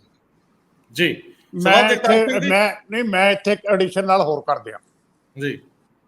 ਪੰਜਾਬ ਦੇ ਲੋਕਾਂ ਨੇ ਆਮ ਆਦਮੀ ਪਾਰਟੀ ਨੂੰ ਵੋਟ ਇਸ ਕਰਕੇ ਨਹੀਂ ਸੀ ਪਾਈ ਕਿ ਇੱਥੇ ਹਸਪਤਾਲਾਂ ਦਾ ਹਾਲ ਮਾੜਾ ਸੀ ਤੇ ਸਕੂਲਾਂ ਦਾ ਹਾਲ ਮਾੜਾ ਸੀ। ਸਕੂਲਾਂ ਦੀ ਇੰਡੈਕਸਿੰਗ ਲਗਾਤਾਰ ਆ ਰਹੀ ਹੈ। ਪਿਛਲੇ ਮੈਂ ਕਿਹਾ 1.5 ਸਾਲ ਦੇ ਵਿੱਚ 2-3 ਵਾਰੀ ਇਹ ਅਸੈਸਮੈਂਟਾਂ ਆ ਗਈਆਂ ਕਿ ਪੰਜਾਬ ਦੇ ਸਕੂਲ ਦਾ ਐਜੂਕੇਸ਼ਨ ਇੰਡੈਕਸ ਆ ਟੌਪ ਤੇ ਆ। ਲੋਕਾਂ ਨੇ ਕਾਂਗਰਸ ਨੂੰ ਰਿਜੈਕਟ ਕੀਤਾ ਸੀ, ਅਕਾਲੀ ਦਲ ਨੂੰ ਰਿਜੈਕਟ ਕੀਤਾ ਸੀ, ਤੇ ਕਾਰਨ ਹੋਰ ਸੀਗੇ ਜੀ। ਇਹ ਨਹੀਂ ਸੀ ਕਿ ਇੱਥੇ ਸੜਕਾਂ ਦੀ ਕਮੀ ਹੈ ਤੇ ਇੱਥੇ ਹਸਪਤਾਲਾਂ ਦੀ ਕਮੀ ਹੈ ਤੇ ਇੱਥੇ ਸਕੂਲਾਂ ਦੀ ਕਮੀ ਹੈ। ਇੱਥੇ ਬੇਸਿਕ ਇੰਫਰਾਸਟ੍ਰਕਚਰ ਸਾਰਾ ਮੌਜੂਦ ਹੈ ਤੇ ਬਾਕੀ ਬਹੁਤ ਸਟੇਟਸ ਤੋਂ ਬਹੁਤ ਵਧੀਆ ਸੀਗਾ। ਇੱਥੇ ਸਿਆਸੀ ਕਾਰਨ ਕਰਕੇ ਪੰਜਾਬ ਦੇ ਲੋਕਾਂ ਨੇ ਸਰਕਾਰਾਂ ਬਦਲੀ, ਇਹ ਸਰਕਾਰ ਲਿਆਂਦੀ ਸੀਗੀ। ਹੁਣ ਜੇ ਸਿਆਸਤ ਛੱਡ ਕੇ ਤੁਸੀਂ ਪੰਜਾਬ ਦੀ ਉਹ ਬਾਕੀ ਇਸ਼ੂ ਤੇ ਫੋਕਸ ਕਰਨਾ, ਫੋਕਸ ਕਰੋ ਜ਼ਰੂਰ, ਲੇਕਿਨ ਤੁਸੀਂ ਸਿਆਸਤ ਬਾਰੇ ਤੁਸੀਂ ਮੂੰਹ ਬੰਦ ਨਹੀਂ ਕਰ ਸਕਦੇ। ਜਿਹੜੇ ਬੇਸਿਕ ਇਸ਼ੂ ਪੰਜਾਬ ਦੇ ਉਹ ਡੀਲ ਕਰਨੇ ਪੈਣਗੇ। ਜੀ ਵੈਸੇ ਸਰਦਾਰ ਜਗਤਾਰ ਸਿੰਘ ਜੀ, ਜਦੋਂ ਕਿਉਂਕਿ ਇਹ ਹਰੇਕ ਦੀ ਆਪਣੀ ਡਿਸਕ੍ਰਿਸ਼ਨ ਹੈ, ਉਹਨੇ ਕੀ ਬੋਲਣਾ, ਕਦੋਂ ਬੋਲਣਾ, ਇਹ ਕੋਈ ਪਾਬੰਦੀ ਨਹੀਂ ਕਿਸੇ ਤੇ, ਲੇਕਿਨ ਇੱਕ ਮੁੱਖ ਮੰਤਰੀ ਹੋਣ ਦੀ ਹੈਸੀਅਤ ਦੇ ਵਿੱਚ ਜਿਹੜੀ ਅੱਜ ਦੀ ਸਟੇਟਮੈਂਟ ਹੈ ਜਿਹਦੇ ਚ ਉਹ ਮਨਪ੍ਰੀਤ ਬਾਦਲ ਨੂੰ ਨਿਸ਼ਾਨੇ ਤੇ ਲੈ ਰਿਹਾ। ਮਨਪ੍ਰੀਤ ਬਾਦਲ ਨੇ ਕਿਹਾ ਸੀਗਾ ਕਿ ਜੋ ਕਰਨਾ ਕਰ ਲਓ, ਮੈਂ ਉਡੀਕ ਕਰਾਂਗਾ। ਮੇਰੇ ਖਿਆਲ ਇਹ ਸ਼ਬਦ ਉਹਨਾਂ ਦੇ ਲਾਸਟ ਇਹ ਸੀਗੇ, ਉਹਨਾਂ ਵੀਡੀਓ ਕੀਤੀ ਸੀ। ਇਹ ਕਹਿੰਦੇ ਨੇ ਕਿ ਖੁਦ ਹੀ कहते थे कर लो जो करना है, हम इंतजार करेंगे, खुद ही कहते हैं कि हमें डर है कि गिरफ्तार करेंगे, सच बोलना ते सच ते रहना बहुत औखा ਹੁੰਦਾ। ਅਸੀਂ ਮੈਂ ਇਹਦੀ ਨੈਗੇਟਿਵ ਜਾਂ ਪੋਜ਼ਿਟਿਵ ਅਪਰੋਚ ਵਾਲੇ ਪਾਸੇ ਜੇ ਨਾ ਜਾਵਾਂ ਤੇ ਸਿਰਫ ਤੁਹਾਡੇ ਤੋਂ ਇਹ ਸਮਝਾਂ ਕਿ ਕਿਸੇ ਮੁੱਖ ਮੰਤਰੀ ਨੂੰ ਇਸ ਪੱਧਰ ਤੱਕ ਆ ਕੇ ਇਹ ਚੀਜ਼ਾਂ ਕਰਨ ਦੀ ਲੋੜ ਪੈਣੀ ਚਾਹੀਦੀ ਹੈ। ਮੇਰਾ ਖਿਆਲ ਹੈ ਜਿਹੜੇ ਇਹਨਾਂ ਦਾ ਰਿਸ਼ਤਾ ਸੀ ਨਾ ਪੁਰਾਣਾ, ਉਹ ਇਹਨਾਂ ਦੇ ਸਬਕੌਂਸ਼ੀਅਸ ਦੇ ਵਿੱਚ ਬੈਠਾ ਹੋਇਆ ਤੇ ਸਬਕੌਂਸ਼ੀਅਸ ਤੋਂ ਰਿਐਕਟ ਕਰਦੇ ਆ। ਉਹ ਭਗਵੰਤ ਮਾਨ ਹੋਰਾਂ ਨੂੰ ਸਿਆਸਤ ਦੇ ਵਿੱਚ ਮਨਪ੍ਰੀਤ ਸਿੰਘ ਬਾਦਲ ਉਹ ਲੈ ਕੇ ਆਏ ਸੀ ਜਦੋਂ ਉਹਨਾਂ ਨੇ ਆਪਣੀ ਪੀਪਲ ਪਾਰਟੀ ਆ ਪੰਜਾਬ ਬਣਾਈ ਸੀਗੀ, ਤੇ ਉਸ ਤੋਂ ਬਾਅਦ ਇਹ ਅਲੱਗ ਹੁੰਦੇ ਆ ਤੇ ਭਗਵੰਤ ਮਾਨ ਹੋਰੇ ਆ ਗਏ ਸੀ ਆਮ ਆਦਮੀ ਪਾਰਟੀ ਦੇ ਵਿੱਚ। ਉਹ ਜਿਹੜੀ ਤਲਖੀ ਇਹਨਾਂ ਦੀ ਉਸ ਵੇਲੇ ਹੈਗੀ ਹੈ, ਉਹ ਇਹ ਦਿਲ ਨੂੰ ਲਾ ਕੇ ਮੇਰੇ ਖਿਆਲ ਦੇ ਵਿੱਚ ਇਹਦੇ ਵਿੱਚ ਉਹ ਰਿਫਲੈਕਟ ਹੋ ਰਹੀ ਹੈ। ਉਹ ਤਲਖੀ ਆਪਣੀ ਥਾਂ ਤੇ ਹੁੰਦੀ ਹੈ। ਭਗਵੰਤ ਮਾਨ ਇਸ ਵੇਲੇ ਮੁੱਖ ਮੰਤਰੀ ਹੈਗੇ ਹੈ, ਮੁੱਖ ਮੰਤਰੀ ਦਾ ਦਿਲ ਤਾਂ ਬਹੁਤ ਵੱਡਾ ਹੁੰਦਾ ਹੈ। ਉਹ ਪੁਰਾਣੀਆਂ ਗੱਲਾਂ ਭੁੱਲ ਕੇ ਛੋਟੀਆਂ ਛੋਟੀਆਂ, ਇਹ ਪੰਜਾਬ ਨੇ ਤਜਰਬਾ ਪਹਿਲਾਂ ਦੇਖਿਆ ਹੋਇਆ। 1997 ਦੀ ਇਲੈਕਸ਼ਨ ਤੋਂ ਪਹਿਲਾਂ ਪ੍ਰਕਾਸ਼ ਸਿੰਘ ਬਾਦਲ ਨੇ ਕੈਪਟਨ ਅਮਰਿੰਦਰ ਸਿੰਘ ਹੋਰਾਂ ਨੂੰ ਟਿਕਟ ਡਿਨਾਈ ਕਰਤੀ ਸੀਗੀ, ਅਕਾਲੀ ਦਲ ਸੀਗੀ ਉਦੋਂ ਜੀ। ਉਹ ਜਿਹੜਾ ਉਹਨਾਂ ਦੀ ਸੀ ਨਾ ਦਿਮਾਗ ਦੇ ਵਿੱਚ ਗੁੱਸਾ, ਉਹ ਮੁੜ ਕੇ ਗਿਆ ਨਹੀਂ ਸੀਗਾ।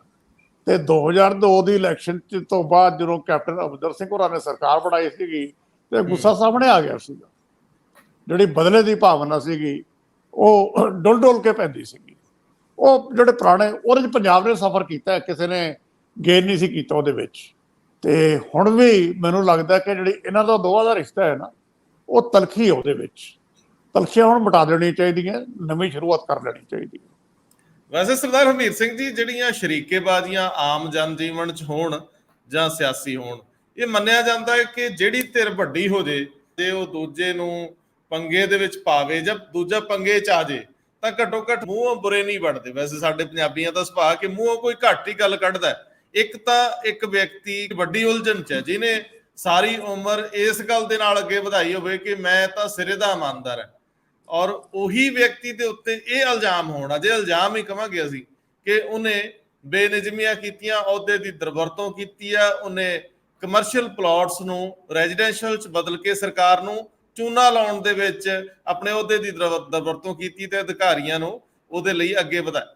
ਹੁਣ ਜਦੋਂ ਉਹ ਬੰਦਾ ਤਾਂ ਆਲਰੇਡੀ ਮੇਰੇ ਖਿਆਲ ਸਭ ਤੋਂ ਆਪਣੇ ਬੁਰੇ ਦੌਰ 'ਚੋਂ ਲੰਘ ਰਿਹਾ ਕਿ ਉਹਦੀ ਇਮੇਜ, ਉਹਦਾ ਅਕਸ ਸਭ ਕੁਝ ਤਹਿਸ ਨਹਿਸ ਹੋ ਗਿਆ, ਉਦੋਂ ਉਹਦੇ ਤੇ ਵਿਅੰਗ ਕਰਕੇ ਉਹਦੇ ਜ਼ਖਮਾਂ ਦੇ ਉੱਤੇ ਲੂਣ, ਮੈਂ ਇੱਕ ਵਿਅਕਤੀਗਤ ਤੌਰ ਤੇ ਕਹਿ ਰਿਹਾ, ਇਹ ਤਾਂ ਉਹਨਾਂ ਦੀ ਆਪਣੀ ਡਿਸਕ੍ਰਿਪਸ਼ਨ, ਉਹ ਭਾਵੇਂ 100 ਹਮਲਾ ਹੋਰ ਕਰ ਦੇਣ, ਪਰ ਵੈਸੇ ਓਵਰਆਲ ਇਹ ਸਿਆਸੀ ਸ਼ਰੀਕੇਬਾਜ਼ੀ ਤੇ ਆਮ ਜਨ ਜੀਵਨ ਦੀ ਸ਼ਰੀਕੇਬਾਜ਼ੀ ਦੇ ਵਿੱਚ ਇਹ ਚੀਜ਼ਾਂ ਕਿਵੇਂ ਲਈਆਂ ਜਾਂਦੀਆਂ?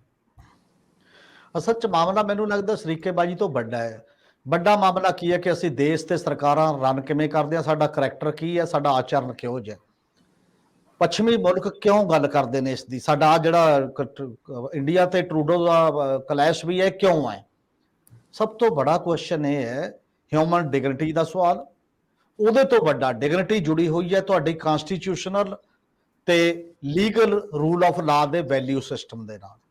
ਤੁਸੀਂ ਕਦਰ ਕਿੰਨੀ ਕਰਦੇ ਹੋ ਆਪਣੇ ਰੂਲ ਆਫ ਲਾ ਦੀ, ਆਪਣੇ ਕਨਸਟੀਟਿਊਸ਼ਨ ਦੀ, ਕਿਹੜੇ ਬੰਦਾ ਦਾ ਕਿਹੜੀ ਜ਼ਿੰਮੇਵਾਰੀ ਹੈ, ਕਿਹਨੇ ਕੀ ਕਰਨਾ ਕਿਹਨੇ ਨਹੀਂ ਕਰਨਾ, ਔਰ ਅਸੀਂ ਕਦਰ ਕਿੰਨੀ ਕੁ ਕਰਦੇ ਆ। ਆ ਰੋਜ਼ ਦੀ ਬੋਲਬਾਣੀ 'ਚ ਇਹ ਇੱਥੋਂ ਨਜ਼ਰ ਆ ਰਿਹਾ। ਸਾਡੇ ਕਿੰਨੇ ਝੂਠੇ ਪੁਲਿਸ ਮੁਕਾਬਲੇ ਹੋ ਗਏ, ਹਜ਼ਾਰਾਂ। ਅਸੀਂ ਕਹਿੰਦੇ ਜੀ ਨਹੀਂ, ਅਫਸਰ ਡਿਮੋਰਲਾਈਜ਼ ਹੋ ਜਾਏਗਾ, ਆਪਾਂ ਨਹੀਂ ਕਰਨਾ, ਔਰ ਸਾਰਾ ਸਮਾਜ ਸਾਥ ਦਿੰਦਾ, ਮੈਜੋਰਿਟੀ ਸਮਾਜ ਇਸ ਗੱਲ ਦੇ ਪਿੱਛੇ। ਠੀਕ ਹੈ ਜੀ, ਠੀਕ ਕਰਦੇ ਹੋ ਤੁਸੀਂ। ਔਰ ਕ੍ਰਾਈਮ ਹੋ ਜਾਂਦਾ ਸਾਡੇ, ਕੋਈ ਰੇਪ ਕੇਸ ਹੋ ਜੇ, ਕੋਈ ਛੇੜਛਾੜ ਹੋ ਜੇ, ਕੋਈ ਕਤਲ ਹੋ ਜੇ, ਅਸੀਂ ਮੰਗ ਕਰਦੇ ਆ ਐਜ ਏ ਮਾਨਸਿਕਤਾ ਕਿ ਇਹਨੂੰ ਫਾਹੇ ਲਾਓ। ਜਦ ਕਿ ਨਾਰਮਲੀ ਇਹ ਹੁੰਦਾ ਕਿ ਚਾਹੇ ਗੋਲੀ ਮਾਰ ਦਿੰਦੀ ਆ ਪੁਲਿਸ ਕਿੰਨੇ ਬੰਦਿਆਂ ਨੂੰ ਫੜ ਕੇ, ਮੈਜੋਰਿਟੀ ਦੇਸ਼ ਵੈਲਕਮ ਕਰਦਾ ਪੁਲਿਸ ਨੂੰ। ਉਹ ਇਹ ਨਹੀਂ ਕਹਿੰਦਾ ਕਿ ਤੋੜ ਗਈ ਆ ਬਲਗਣ ਭਾਈ ਕਾਨੂੰਨ ਦੀ। ਜਿਵੇਂ ਕਹਿੰਦੇ ਮੂੰਹ ਨੂੰ ਖੂਨ ਲੱਗ ਜਾਏ ਇੱਕ ਵਾਰ ਨਾ, ਤੇ ਉਹ ਫਿਰ ਰਾਹ ਪਾ ਲੈਂਦਾ ਉਧਰ ਨੂੰ, ਤੇ ਉਹੀ ਚੱਲਦਾ ਰਹਿੰਦਾ। ਅਸੀਂ ਉੱਥੇ ਨਹੀਂ ਰੋਕਦੇ ਉਹਨਾਂ ਚੀਜ਼ਾਂ ਨੂੰ। ਇਸੇ ਕਰਕੇ ਸਾਡਾ ਪੋਲੀਟੀਸ਼ੀਅਨ ਜਦੋਂ ਬਿਆਨ ਦਿੰਦਾ, ਔਰ ਜਿਹੜਾ ਪੱਛਮੀ ਡੈਮੋਕ੍ਰੇਸੀ ਕਹਿੰਦੀ ਹੈ ਕਿ ਇਹ ਸੋਵਰੈਂਟੀ ਔਰ ਸਾਡੇ ਸਿਟੀਜ਼ਨਸ ਦੇ rule of law the violation ਕਰਕੇ ਸਟੈਂਡ ਲੈ ਰਹੇ ਆ। ਇੱਕ ਬੰਦੇ ਦੀ ਅਹਿਮੀਅਤ ਮੌਤ ਦੀ ਕੀ ਹੁੰਦੀ ਹੈ ਜਾਂ ਇੱਕ ਬੰਦੇ ਦਾ ਕੀ ਹੈ, ਇਹ ਵੈਲਿਊ ਸਿਸਟਮ ਤੋਂ ਸਿੱਖਣ ਦਾ ਕੁਐਸਚਨ ਹੈ ਸਾਡੇ ਵਾਸਤੇ ਇਸ ਡਿਬੇਟ ਚੋਂ। ਉਹ ਠੀਕ ਹੋਇਆ ਗਲਤ ਹੋਇਆ ਇਹਨੂੰ ਛੱਡ ਕੇ, ਤੇ ਜਦੋਂ ਕੋਈ ਸੱਤਾ ਦੇ ਟੌਪ ਤੇ ਬੈਠਾ ਚੀਫ ਮਿਨਿਸਟਰ ਜਾਂ ਪ੍ਰਾਈਮ ਮਿਨਿਸਟਰ ਜਾਂ ਬਾਕੀ ਕੋਈ ਬਿਆਨਬਾਜ਼ੀ ਦਿੰਦਾ ਹੈ, ਤਾਂ ਜਾਂਚ ਪ੍ਰਭਾਵਿਤ ਕਿਉਂ ਨਹੀਂ ਹੋਏਗੀ? ਕੋਈ ਨਿਰਪੱਖ ਜਾਂਚ ਹੋ ਸਕਦੀ ਹੈ? ਕਦੇ ਸੋਚਿਆ ਜਾ ਸਕਦਾ ਕਿ ਜਾਂਚ ਕਰਨ ਵਾਲੇ ਅਧਿਕਾਰੀਆਂ ਨੂੰ ਇਹ ਪਤਾ ਹੋਵੇ ਕਿ ਉੱਪਰਲਾ ਬੌਸ ਕੀ ਚਾਹੁੰਦਾ? ਉਹ ਰੋਜ਼ ਬਿਆਨ ਦਿੰਦਾ ਹੈ, ਰੋਜ਼ ਫਲਾਣੇ ਬੰਦੇ ਨੂੰ ਠੋਕ, ਅਸੀਂ ਸੋਸ਼ਲ ਮੀਡੀਆ ਭਰਿਆ ਹੋਊਗਾ, ਠੋਕਤਾ ਜੀ, ਫਲਾਨਾ ਕਰਤਾ। ਅਸੀਂ ਵੀ ਜੇ ਇਹ ਗੱਲ ਕਹਾਂਗੇ ਨਹੀਂ ਕਰਨਾ, ਉਹ ਕਹਿਣਗੇ ਅੱਛਾ ਤੁਸੀਂ ਮਨਪ੍ਰੀਤ ਦੇ ਸਪੋਰਟਰ ਬਣ ਗਏ, ਤੁਸੀਂ ਪਤਾ ਨਹੀਂ ਫਲਾਣੇ ਦਾ ਹੋ ਗਿਆ। ਸਾਡਾ ਲੈਵਲ ਆਫ ਅੰਡਰਸਟੈਂਡਿੰਗ ਹੈ ਜੇ ਇੰਨਾ ਕਹਿ ਰੂਲ ਆਫ ਲਾ। ਜਦੋਂ ਤੁਹਾਡੀ ਗਰਦਨ ਨੂੰ ਹੱਥ ਪੈਂਦਾ ਮੁੜ ਕੇ ਫਿਰ ਕਾਨੂੰਨ ਯਾਦ ਆਉਂਦਾ, ਤੇ ਜਦੋਂ ਤੁਹਾਡੀ ਗਰਦਨ ਦੀ ਬਜਾਏ ਕਿਸੇ ਹੋਰ ਦੀ ਨੂੰ ਪੈਂਦਾ ਉਦੋਂ ਤੁਸੀਂ ਵਾਹਵਾ ਕਰਦੇ ਹੋ, ਤੁਸੀਂ ਤਾੜੀ ਵਜਾਉਂਦੇ ਹੋ। ਤੇ ਨਾਰਮਲੀ ਚੁੱਪ ਜਿੱਥੇ ਰਹਿਣਾ ਹੁੰਦਾ ਉੱਥੇ ਅਸੀਂ ਚੁੱਪ ਨਹੀਂ ਰਹਿੰਦੇ, ਤੇ ਜਿੱਥੇ ਬੋਲਣਾ ਹੁੰਦਾ ਸੀ ਉੱਥੇ ਬੋਲਦੇ ਨਹੀਂ। ਇਹਦੀ ਤਮੀਜ਼ ਕੌਣ ਦੇਗਾ? ਆਮ ਤੌਰ ਤੇ ਕਿਹਾ ਜਾਂਦਾ ਹੁੰਦਾ, ਲੀਡਰ ਇਹ ਕਹਿੰਦਾ ਕਿ ਮੈਂ ਬਹੁਤ ਕੁਝ ਕਹਿ ਸਕਦਾ, ਮੈਨੂੰ ਸਾਰਾ ਕੁਝ ਪਤਾ ਹੈ, ਪਰ ਮੇਰੇ ਬੋਲਣ ਦੇ ਨਾਲ ਜਿਹੜੀ ਜਾਂਚ ਹੈ ਉਹ ਪ੍ਰਭਾਵਿਤ ਹੋਏਗੀ, ਇਸ ਕਰਕੇ ਮੈਂ ਇਸ ਮੁੱਦੇ ਤੇ ਕੁਝ ਨਹੀਂ ਕਹਿਣਾ। ਤੇ ਇਹ ਵੈਲਿਊ ਸਿਸਟਮ ਕਿੱਥੋਂ ਲਿਆ? ਮੈਂ ਇਕੱਲਾ ਭਗਵੰਤ ਮਾਨ ਨਹੀਂ, ਭਗਵੰਤ ਮਾਨ ਤੋਂ ਚਲੋ ਤੁਸੀਂ ਕਹਿ ਦੋਗੇ, ਇਦੋਂ ਸਾਡੇ ਬਾਕੀ ਲੀਡਰਾਂ ਨੂੰ ਵੀ ਇਹ ਆਦਤ ਹੈ ਬਾਰ-ਬਾਰ, ਚਾਹੇ ਕੋਈ ਵੀ ਰਹੇ, ਜਿਹੜੇ ਬੰਦੇ ਚੀਫ ਮਿਨਿਸਟਰ ਹੁੰਦੇ ਨੇ, ਕਦੇ-ਕਦੇ ਕਹਿ ਦਿੰਦੇ ਸੀ ਕੁਝ ਚੀਫ ਮਿਨਿਸਟਰ ਜੇ ਸਵਾਲ ਪੁੱਛਦੇ ਸੀ ਵੀ ਨਹੀਂ, ਅੰਦਰੋਂ ਚਾਹੇ ਜਿੰਨਾ ਮਰਜ਼ੀ ਬੁਰਾ ਕਰਦੇ ਰਹਿਣ, ਪਰ ਉਹ ਓਪਨਲੀ ਕਹਿ ਦਿੰਦੇ ਸੀ ਕਿ ਨਹੀਂ ਵੀ ਇਹਦੇ ਨਾਲ ਤਾਂ ਜੀ ਮੈਂ ਬਿਆਨ ਦੇ ਨਹੀਂ ਸਕਦਾ ਕਿਉਂਕਿ ਇਹਦੇ ਨਾਲ ਜਾਂਚ ਪ੍ਰਭਾਵਿਤ ਹੋਏਗੀ। ਇਸ ਲਈ ਇਹ ਸਵਾਲ ਹੈ ਸਭ ਤੋਂ ਬੜਾ ਕਿ ਜਾਂਚ ਪਹਿਲਾਂ ਹੀ ਪਤਾ ਹੁੰਦੀ ਹੈ ਕਿਹੜੀ ਡਾਇਰੈਕਸ਼ਨ 'ਚ ਜਾਣੀ ਹੈ। ਤੇ ਦੂਜੀ ਗੱਲ ਇਹ ਤੋਂ ਉਲਟ ਵੀ ਹੈ। ਇੱਕ ਜਦੋਂ ਚੀਫ ਮਿਨਿਸਟਰ ਬਿਆਨ ਦਿੰਦੇ ਨੇ ਬਾਰ-ਬਾਰ, ਤਾਂ ਜਿਹੜਾ ਫਸਿਆ ਹੁੰਦਾ ਬੰਦਾ, ਜਿਹੜਾ ਮੁਸੀਬਤ 'ਚ ਹੁੰਦਾ ਬੰਦਾ, ਇੱਕ ਹੱਦ ਤੱਕ ਉਹਦੇ ਹੱਥ ਤੁਸੀਂ ਮਜ਼ਬੂਤ ਕਰ ਦਿੰਦੇ ਹੋ ਤਾਂ ਕਿ ਅਦਾਲਤ ਚੋਂ ਉਹ ਇਹ ਕਹਿ ਕੇ ਜ਼ਮਾਨਤ ਲੈ ਸਕੇ ਜਾਂ ਉਹਨੂੰ ਉਦੋਂ ਜ਼ਿਆਦਾ ਰਾਹਤ ਮਿਲ ਸਕੇ ਕਿ ਦੇਖੋ ਜੀ ਚੀਫ ਮਿਨਿਸਟਰ ਤੱਕ ਮੇਰੇ ਤਾਂ ਪਿੱਛੇ ਲੱਗੇ ਹੋਏ ਨੇ, ਪੋਲੀਟੀਕਲ ਵੈਂਡੇਟਾ ਹੈ, ਆਹ ਬਿਆਨ ਪਏ ਨੇ, ਆਹ ਸ਼ੇਅਰ ਪਏ ਨੇ, ਆਹ ਗੱਲਾਂ ਨੇ, ਜਾਂਚ ਤਾਂ ਹੋ ਹੀ ਨਹੀਂ ਰਹੀ, ਜਾਂਚ ਤਾਂ ਉੱਪਰੋਂ ਆ ਰਹੀ ਹੈ। ਕਿਤੇ ਅੰਦਰ ਖਾਤੇ ਤੁਸੀਂ ਉੱਪਰੋਂ ਜਿਹੜੀ ਨੂਰਾ ਕੁਸ਼ਤੀ ਤਾਂ ਨਹੀਂ ਲੜ ਰਹੇ ਤੇ ਸਾਰੇ ਲੋਕਾਂ ਨੂੰ ਦਿਖਾਉਣ ਲਈ ਨਾਲੇ ਅਦਾਲਤ ਚੋਂ ਬਰੀ ਕਰਾ ਦਿਓ ਤੇ ਨਾਲੇ ਨੂਰਾ ਕੁਸ਼ਤੀ ਚ ਆਪਣੇ ਥੱਪਤ ਪਾ ਲਓ ਤੇ ਕਹਿ ਦਿਓ ਕਿ ਅਸੀਂ ਚੰਗਾ। ਇਹਦੇ ਦੋਨੋਂ ਪਾਸੇ ਰਿਜ਼ਲਟ ਨੇ ਜਿਹੜੇ, ਜਾਂਚ ਨਿਆਂ ਤੱਕ ਨਹੀਂ ਪਹੁੰਚਦੀ, ਤੁਸੀਂ rule of law the violation ਕਰ ਰਹੇ ਹੋ ਮੋਰਲੀ ਆਚਾਰ ਦੇ ਤੌਰ ਤੇ ਕਿਸੇ ਹੱਦ ਤੱਕ ਤੁਸੀਂ ਉਹ ਬੰਦੇ ਨੂੰ ਵੀ ਫਾਇਦਾ ਪਹੁੰਚਾਉਣ ਦੀ ਟਰਾਈ ਕਰ ਰਹੇ ਹੋ ਲਾਭ ਦੀ ਪੁਆਇੰਟ ਤੇ ਕਿਸੇ ਨਾ ਕਿਸੇ ਰੂਪ ਚ। ਉਸ ਘਟਨਾ ਨੂੰ ਉਸ ਤਰੀਕੇ ਨਾਲ ਦੇਖਣ ਦਾ ਕੁਐਸਚਨ ਹੈ। ਨਹੀਂ, ਸਵਾਲ ਤਾਂ ਇਹ ਵੀ ਹੈ ਨਾ ਕਿ ਜਦੋਂ ਧੂਰੀ ਦੇ ਵਿੱਚ ਮੁੱਖ ਮੰਤਰੀ ਸਾਹਿਬ ਨੇ ਇਹ ਕਿਹਾ ਸੀ ਕਿ ਹੋਈ ਨਾ FIR, ਤੇ ਹੁਣ FIR ਮੇਰੇ ਖਿਆਲ ਮਹੀਨਾ ਬਾਅਦ ਦੇ ਵਿੱਚ ਦਰਜ ਹੋ ਰਹੀ ਹੈ। ਚੀਜ਼ਾਂ ਜਿਹੜੀਆਂ ਜਿਸ ਦਿਸ਼ਾ, ਔਰ ਮਨਪ੍ਰੀਤ ਬਾਦਲ ਨੇ 2 ਦਿਨ ਪਹਿਲਾਂ ਜਦੋਂ ਅਦਾਲਤ ਦਾ ਕੁੰਡਾ ਖੜਕਾਇਆ ਤੇ ਉਹਨਾਂ ਨੇ ਇਹੀ ਗੱਲ ਪਲੀ ਵੀ ਇਹੀ ਲਈ ਹੈ, ਉਹਨਾਂ ਦੀ ਮੰਗ ਵੀ ਇਹੀ ਹੈ ਕਿ ਮੁੱਖ ਮੰਤਰੀ ਦੇ ਬਿਆਨ ਤੇ ਬਾਕੀ ਚੀਜ਼ਾਂ ਜਿਹੜੀਆਂ ਨੇ ਉਹ ਇੰਜ ਲੱਗ ਰਿਹਾ ਕਿ ਮੈਨੂੰ ਫਸਾਇਆ ਜਾਏਗਾ। ਸੋ ਉਹ ਸਾਰੀਆਂ ਚੀਜ਼ਾਂ ਤੁਸੀਂ ਜੋ ਕਹਿ ਰਹੇ ਹੋ ਉਧਰ ਹੀ ਗੱਲ ਜਾ ਰਹੀ ਹੈ।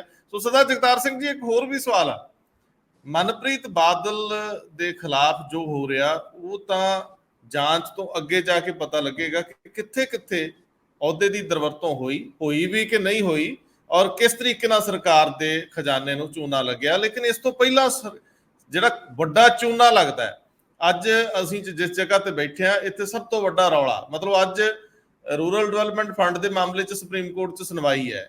ਹੁਣ ਤੱਕ ਅਜੇ ਤੱਕ ਜਦੋਂ ਤੱਕ ਇਹ ਪ੍ਰੋਗਰਾਮ ਅਸੀਂ ਰਿਕਾਰਡ ਕਰ ਰਹੇ ਹਾਂ ਕੋਈ ਤੱਥ ਨਹੀਂ ਆਏ ਬਾਹਰ ਕਿ ਉੱਥੇ ਸੁਣਵਾਈ ਦੇ ਵਿੱਚ ਕੋਈ ਨੋਟਿਸ ਹੋਇਆ ਜਾਂ ਕੀ ਹੋਇਆ।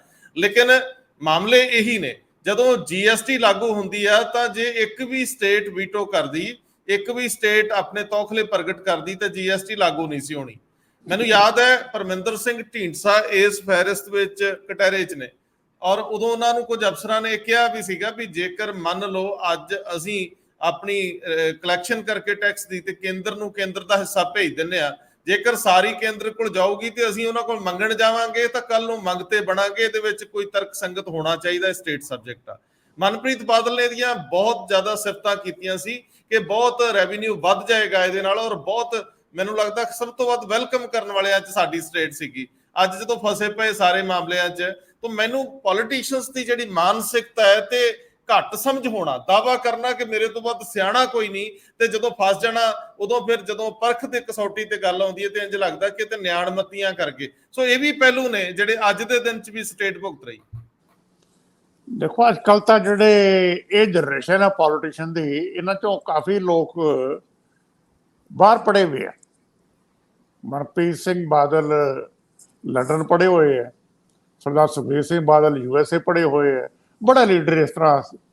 ਪਰ ਜਦੋਂ ਜਿਹੜੀ ਵਰਕਿੰਗ ਇਹਨਾਂ ਦੇ ਜਦੋਂ ਸਾਹਮਣੇ ਆਉਂਦੀ ਹੈ ਉਹਦੇ ਵਿੱਚ ਜਿਹੜੀ ਇਹ ਪੜ੍ਹਾਈ ਦੀ ਇਹ ਬੈਕਗਰਾਊਂਡ ਆ ਉਹ ਰਿਫਲੈਕਟ ਮੈਨੂੰ ਹੁੰਦੀ ਲੱਗਦੀ ਨਹੀਂ।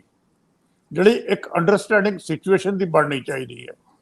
ਮਨਪ੍ਰੀਤ ਸਿੰਘ ਬਾਦਲ ਤਾਂ ਓਪਨਲੀ ਫ੍ਰੀ ਮਾਰਕੀਟ ਇਕਾਨਮੀ ਦੇ ਐਡਵੋਕੇਟ, ਇਸੇ ਕਰਕੇ ਉਹਨਾਂ ਦੀ ਡਾਕਟਰ ਮਨਮੋਹਨ ਸਿੰਘ ਹੋਰਾਂ ਨਾਲ ਬਹੁਤ ਬਣਦੀ ਸੀ, ਕਿਉਂਕਿ ਡਾਕਟਰ ਮਨਮੋਹਨ ਸਿੰਘ ਹੀ ਫ੍ਰੀ ਮਾਰਕੀਟ ਤੇ ਸਭ ਤੋਂ ਵੱਡੇ ਐਡਵੋਕੇਟ ਸੀਗੇ। 91 ਦੇ ਵਿੱਚ ਉਹ ਫਾਈਨਾਂਸ ਮਿਨਿਸਟਰ ਸੀਗੇ ਜਦੋਂ ਇਹ ਸਿਸਟਮ ਲਿਆਂਦਾ ਗਿਆ, ਤੇ ਉਹਨਾਂ ਦੇ ਹੀ ਅੱਗੇ ਫਾਲੋਅਰ ਸਰਦਾਰ ਮਨਪ੍ਰੀਤ ਸਿੰਘ ਬਾਦਲ ਸੀਗੇ। ਸੋ ਜਿਹੜੀ ਇਹ GST ਹੈ ਇਹ ਵੀ ਫ੍ਰੀ ਮਾਰਕੀਟ ਇਕਨੋਮੀ ਦਾ ਕੰਪੋਨੈਂਟ ਬਣੀ ਜਾਂਦੀ ਹੈ। ਸੋ ਇਹਨਾਂ ਨੇ ਵੀ ਬਹੁਤ ਵੈਲਕਮ ਕੀਤਾ ਸੀਗਾ ਕਿ ਇਹਦੇ ਆਉਣ ਨਾਲ ਪੰਜਾਬ ਨੂੰ ਬਹੁਤ ਫਾਇਦਾ ਹੋਏਗਾ। ਕੱਲ ਕੇਵਲ ਇਹੀ ਨਹੀਂ, ਕੈਪਟਨ ਅਮਰਿੰਦਰ ਸਿੰਘ ਉਹਨਾਂ ਨੇ ਵੀ ਇਹਦਾ ਵੈਲਕਮ ਕੀਤਾ ਸੀਗਾ। ਸੋ ਜਦੋਂ ਪ੍ਰੈਕਟਿਸ ਦੇ ਵਿੱਚ ਇਸ਼ੂ ਸਾਹਮਣੇ ਆਉਣ ਲੱਗੇ ਉਦੋਂ ਹਾਲਾਤ ਬਦਲ ਗਏ।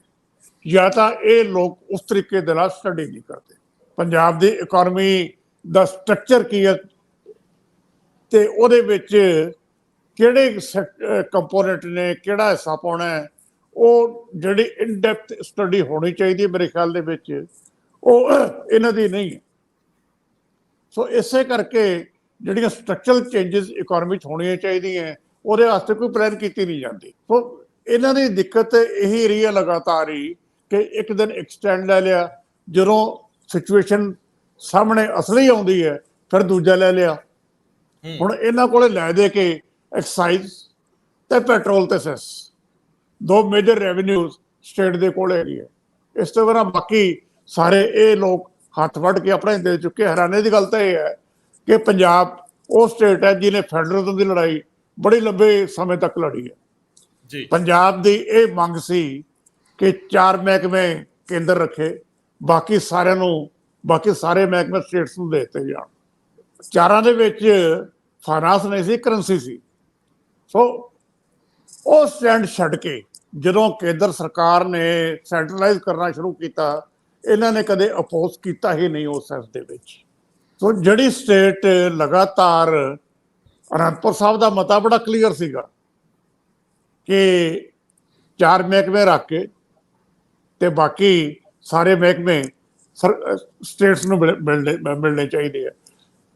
ਇਹ ਸਿਰਫ ਅਨੰਦਪੁਰ ਸਾਹਿਬ ਦਾ ਮਤਾ ਹੀ ਨਹੀਂ, ਜਦੋਂ ਤੁਹਾਡੀ ਕੰਸਟੀਟਿਊਂਟ ਅਸੈਂਬਲੀ ਦੇ ਵਿੱਚ ਪਹਿਲਾ ਪੋਲੀਟੀਕਲ ਰੈਜ਼ੋਲੂਸ਼ਨ ਆਇਆ ਸੀ ਜਿਹਦੇ ਬੇਸ ਤੇ ਆਪਣਾ ਕੰਸਟੀਟਿਊਸ਼ਨ ਬਣਿਆ, ਉਹਦੇ ਵਿੱਚ ਵੀ ਇਹੀ ਹਿੰਟ ਸੀਗਾ ਕਿ ਇਸ ਮੁਲਕ ਨੂੰ ਫੈਡਰਲ ਸਟਰਕਚਰ ਕਿਵੇਂ ਦੇਣਾ ਹੈ। ਤੇ ਉਹਦੇ 'ਚ ਇਹ ਹਿੰਟ ਸਾਰਾ ਆਉਂਦਾ ਹੈ ਕਿ ਥੋੜ੍ਹੇ ਜਿਹੇ ਮਹਿਕਮੇ ਰੱਖ ਕੇ ਬਾਕੀ ਸਾਰੇ ਮਹਿਕਮੇ ਕੇਂਦਰ 'ਚ ਵੰਡੇ ਜਾਣ, ਸਟੇਟਸ 'ਚ ਵੰਡੇ ਜਾਣ। ਲੇਕਿਨ ਹੁਣ ਜਿਹੜੀ ਪ੍ਰੈਕਟਿਸ ਹੈਗੀ ਹੈ ਉਹ ਟੋਟਲ ਸੈਂਟਰਲਾਈਜੇਸ਼ਨ ਦੀ ਹੈ ਜੀ, ਤੇ ਉਹਦੇ ਵਿੱਚ ਸਟੇਟਸ ਰਜਿਸਟ ਬਹੁਤਾ ਨਹੀਂ ਕਰ ਰਹੀਆਂ। ਜੀ ਸਰਦਾਰ ਹਰਮੀਤ ਸਿੰਘ ਜੀ, ਥੋੜੀ ਦੇਰ ਪਹਿਲਾਂ ਹਰਪਾਲ ਸਿੰਘ ਚੀਮਾ ਇਹੀ ਕਰਜ਼ਿਆਂ ਦੇ ਮਾਮਲੇ 'ਚ ਸਫਾਈ ਦੇ ਰਹੇ ਸੀ, ਜਿਹਦੇ ਵਿੱਚ ਉਹ ਕਹਿ ਰਹੇ ਸੀ ਵੀ ਅਸੀਂ ਇਹ ਪਿਛਲੀਆਂ ਸਰਕਾਰਾਂ ਦਾ ਜਿਹੜਾ ਕੋਡ ਸੀ 27,000 ਕਰੋੜ ਰੁਪਈਆ ਅਸੀਂ 1.5 ਸਾਲ ਦੇ ਵਿੱਚ ਵਾਪਸ ਕੀਤਾ ਹੈ। ਔਰ ਨਾਲ ਦੀ ਨਾਲ ਹੀ ਉਹ ਜ਼ਿਕਰ ਕਰ ਰਹੇ ਸੀਗੇ ਕਿ ਅਸੀਂ 10,000 ਕਰੋੜ ਤੋਂ ਵੱਧ ਕੈਪੀਟਲ ਐਕਸਪੈਂਡੀਚਰ ਆ ਜਿਹੜਾ ਅਸੀਂ ਕੁਝ ਡਿਵੈਲਪਮੈਂਟ ਦੇ ਕੰਮ ਆ ਇਹਨਾਂ ਦੇ ਉੱਤੇ ਖਰਚਿਆ। ਸੋ ਇਹ ਤਾਂ ਉਹ ਦੇ ਰਹੇ ਸਫਾਈ, ਪਰ ਸਵਾਲ ਇਸ ਗੱਲ ਦਾ ਹੈ ਕਿ ਇਹਦੇ ਉੱਤੇ ਲੜਿਆ ਕਿਉਂ ਨਹੀਂ ਜਾ ਰਿਹਾ। ਜਦੋਂ ਸਾਡੇ ਮੁੱਖ ਮੰਤਰੀ ਪਿੱਛੇ ਇਹ ਜ਼ਿਕਰ ਕਰਦੇ ਸੀ ਕਿ ਹੁਣ ਪੰਜਾਬ ਦੀ ਹਿੱਸੇਦਾਰੀ ਕੌਮੀ ਰਾਜਨੀਤੀ 'ਚ ਵੱਧ ਗਈ, ਕਿਉਂਕਿ ਉਹ ਬਾਰ-ਬਾਰ ਕੇਜਰੀਵਾਲ ਦੇ ਨਾਲ ਇੰਡੀਆ ਗੱਠਜੋੜ ਦੀਆਂ ਮੀਟਿੰਗਾਂ 'ਚ ਸ਼ਾਮਲ ਹੋ ਰਹੇ ਸੀ, ਲਗਾਤਾਰ 3 ਮੀਟਿੰਗਾਂ 'ਚ ਸ਼ਾਮਲ ਹੋਏ, ਤੇ ਉਸ ਤੋਂ ਬਾਅਦ ਉਹਨਾਂ ਨੇ ਕਿਹਾ ਸੀ ਕਿ ਹੁਣ ਪੰਜਾਬ ਦਿਸਦਾ ਹੈ ਨਾ ਤੁਹਾਨੂੰ, ਰਾਸ਼ਟਰੀ ਰਾਜਨੀਤੀ 'ਚ ਸਾਡਾ ਹਿੱਸਾ ਪੰਜਾਬੀਆਂ ਦਾ ਵੱਧ ਗਿਆ, ਅਸੀਂ ਫੈਸਲਾਕੁਨ ਹੋ ਗਏ। ਤੇ ਕੀ ਆਪਣੇ ਵਰਗੀ ਸਥਿਤੀ ਹੰਢਾ ਰਹੀਆਂ ਬਾਕੀ ਸਟੇਟਾਂ? ਕਿਉਂਕਿ ਕੇਂਦਰ ਜੇਕਰ ਸਮੁੱਚੇ ਤੌਰ ਦੇ ਉੱਤੇ ਤੁਹਾਡੀ ਜਿੰਨੇ ਤੁਹਾਡੇ ਪੈਸੇ ਨੇ, ਜਿੰਨੇ ਤੁਸੀਂ ਖਰਚਨੇ ਆ, ਸਟੇਟ ਕੋਲ ਜਿੰਨੇ ਪੈਸੇ ਆਉਂਦੇ ਉਹ ਚੋਂ ਜੇ 60% ਕੇਂਦਰ ਤੋਂ ਲੈਣੇ ਪੈਂਦੇ ਆ ਸਾਨੂੰ, ਇਲੈਕਸ਼ਨ ਤੋਂ ਬਾਅਦ 60% ਕੇਂਦਰ ਦੇ ਰਿਹਾ, ਤੇ ਉਹ ਧੌਣ ਤੇ ਗੋਡਾ ਵੀ ਰੱਖੂਗਾ, ਆਪਣੀ ਮਨਾਊਗਾ ਵੀ ਜੇ ਉਹ ਇੰਨਾ ਪਾਵਰਫੁਲ ਆ। ਜੇ ਕੇਂਦਰੀਕਰਨ ਇੰਨਾ ਵੱਡਾ ਹੈ ਤੇ ਉਹਦੇ ਖਿਲਾਫ ਲੜਨਾ ਕਿੰਨੇ ਆ?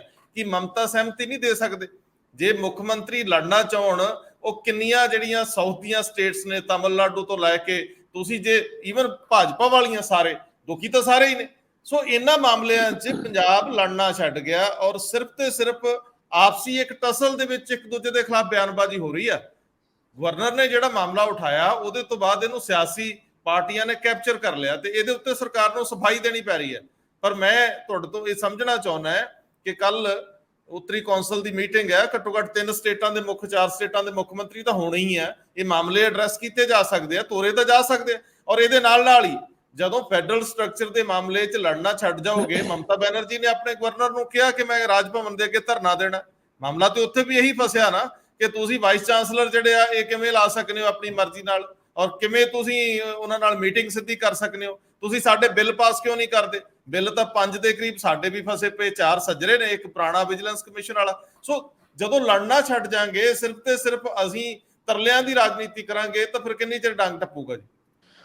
ਮਾਮਲਾ ਅਸਲ 'ਚ ਅਪਰੋਚ ਦਾ ਹੈ ਓਵਰਆਲ ਸਾਰੇ ਕਿਤੇ। ਹੁਣ ਤਾਜ਼ੀ ਘਟਨਾ ਤਾਂ ਜਿਵੇਂ ਮਮਤਾ ਤੇ ਉਹਦੀ ਚੱਲਦੀ ਹੈ ਕਿ 16 ਵਾਈਸ ਚਾਂਸਲਰਾਂ ਦੀ ਆਪਾਂ ਮੀਟਿੰਗ ਕਰ ਲਈ ਹੈ ਆਨਲਾਈਨ, ਉਹਨਾਂ ਨੂੰ ਕਹਿਤਾ ਕਿ ਤੁਸੀਂ ਇਸ ਢੰਗ ਨਾਲ ਰੈਗਿੰਗ ਰੋਕੋ, ਫਲਾਨਾ ਕਰੋ, ਉਪਦੇਸ਼ ਦੇ ਡਾਇਰੈਕਟ ਗਵਰਨਰ ਦੇਣ ਲੱਗ ਜਾਣਗੇ ਗਵਰਨਮੈਂਟ ਨੂੰ ਬਾਈਪਾਸ ਕਰਕੇ।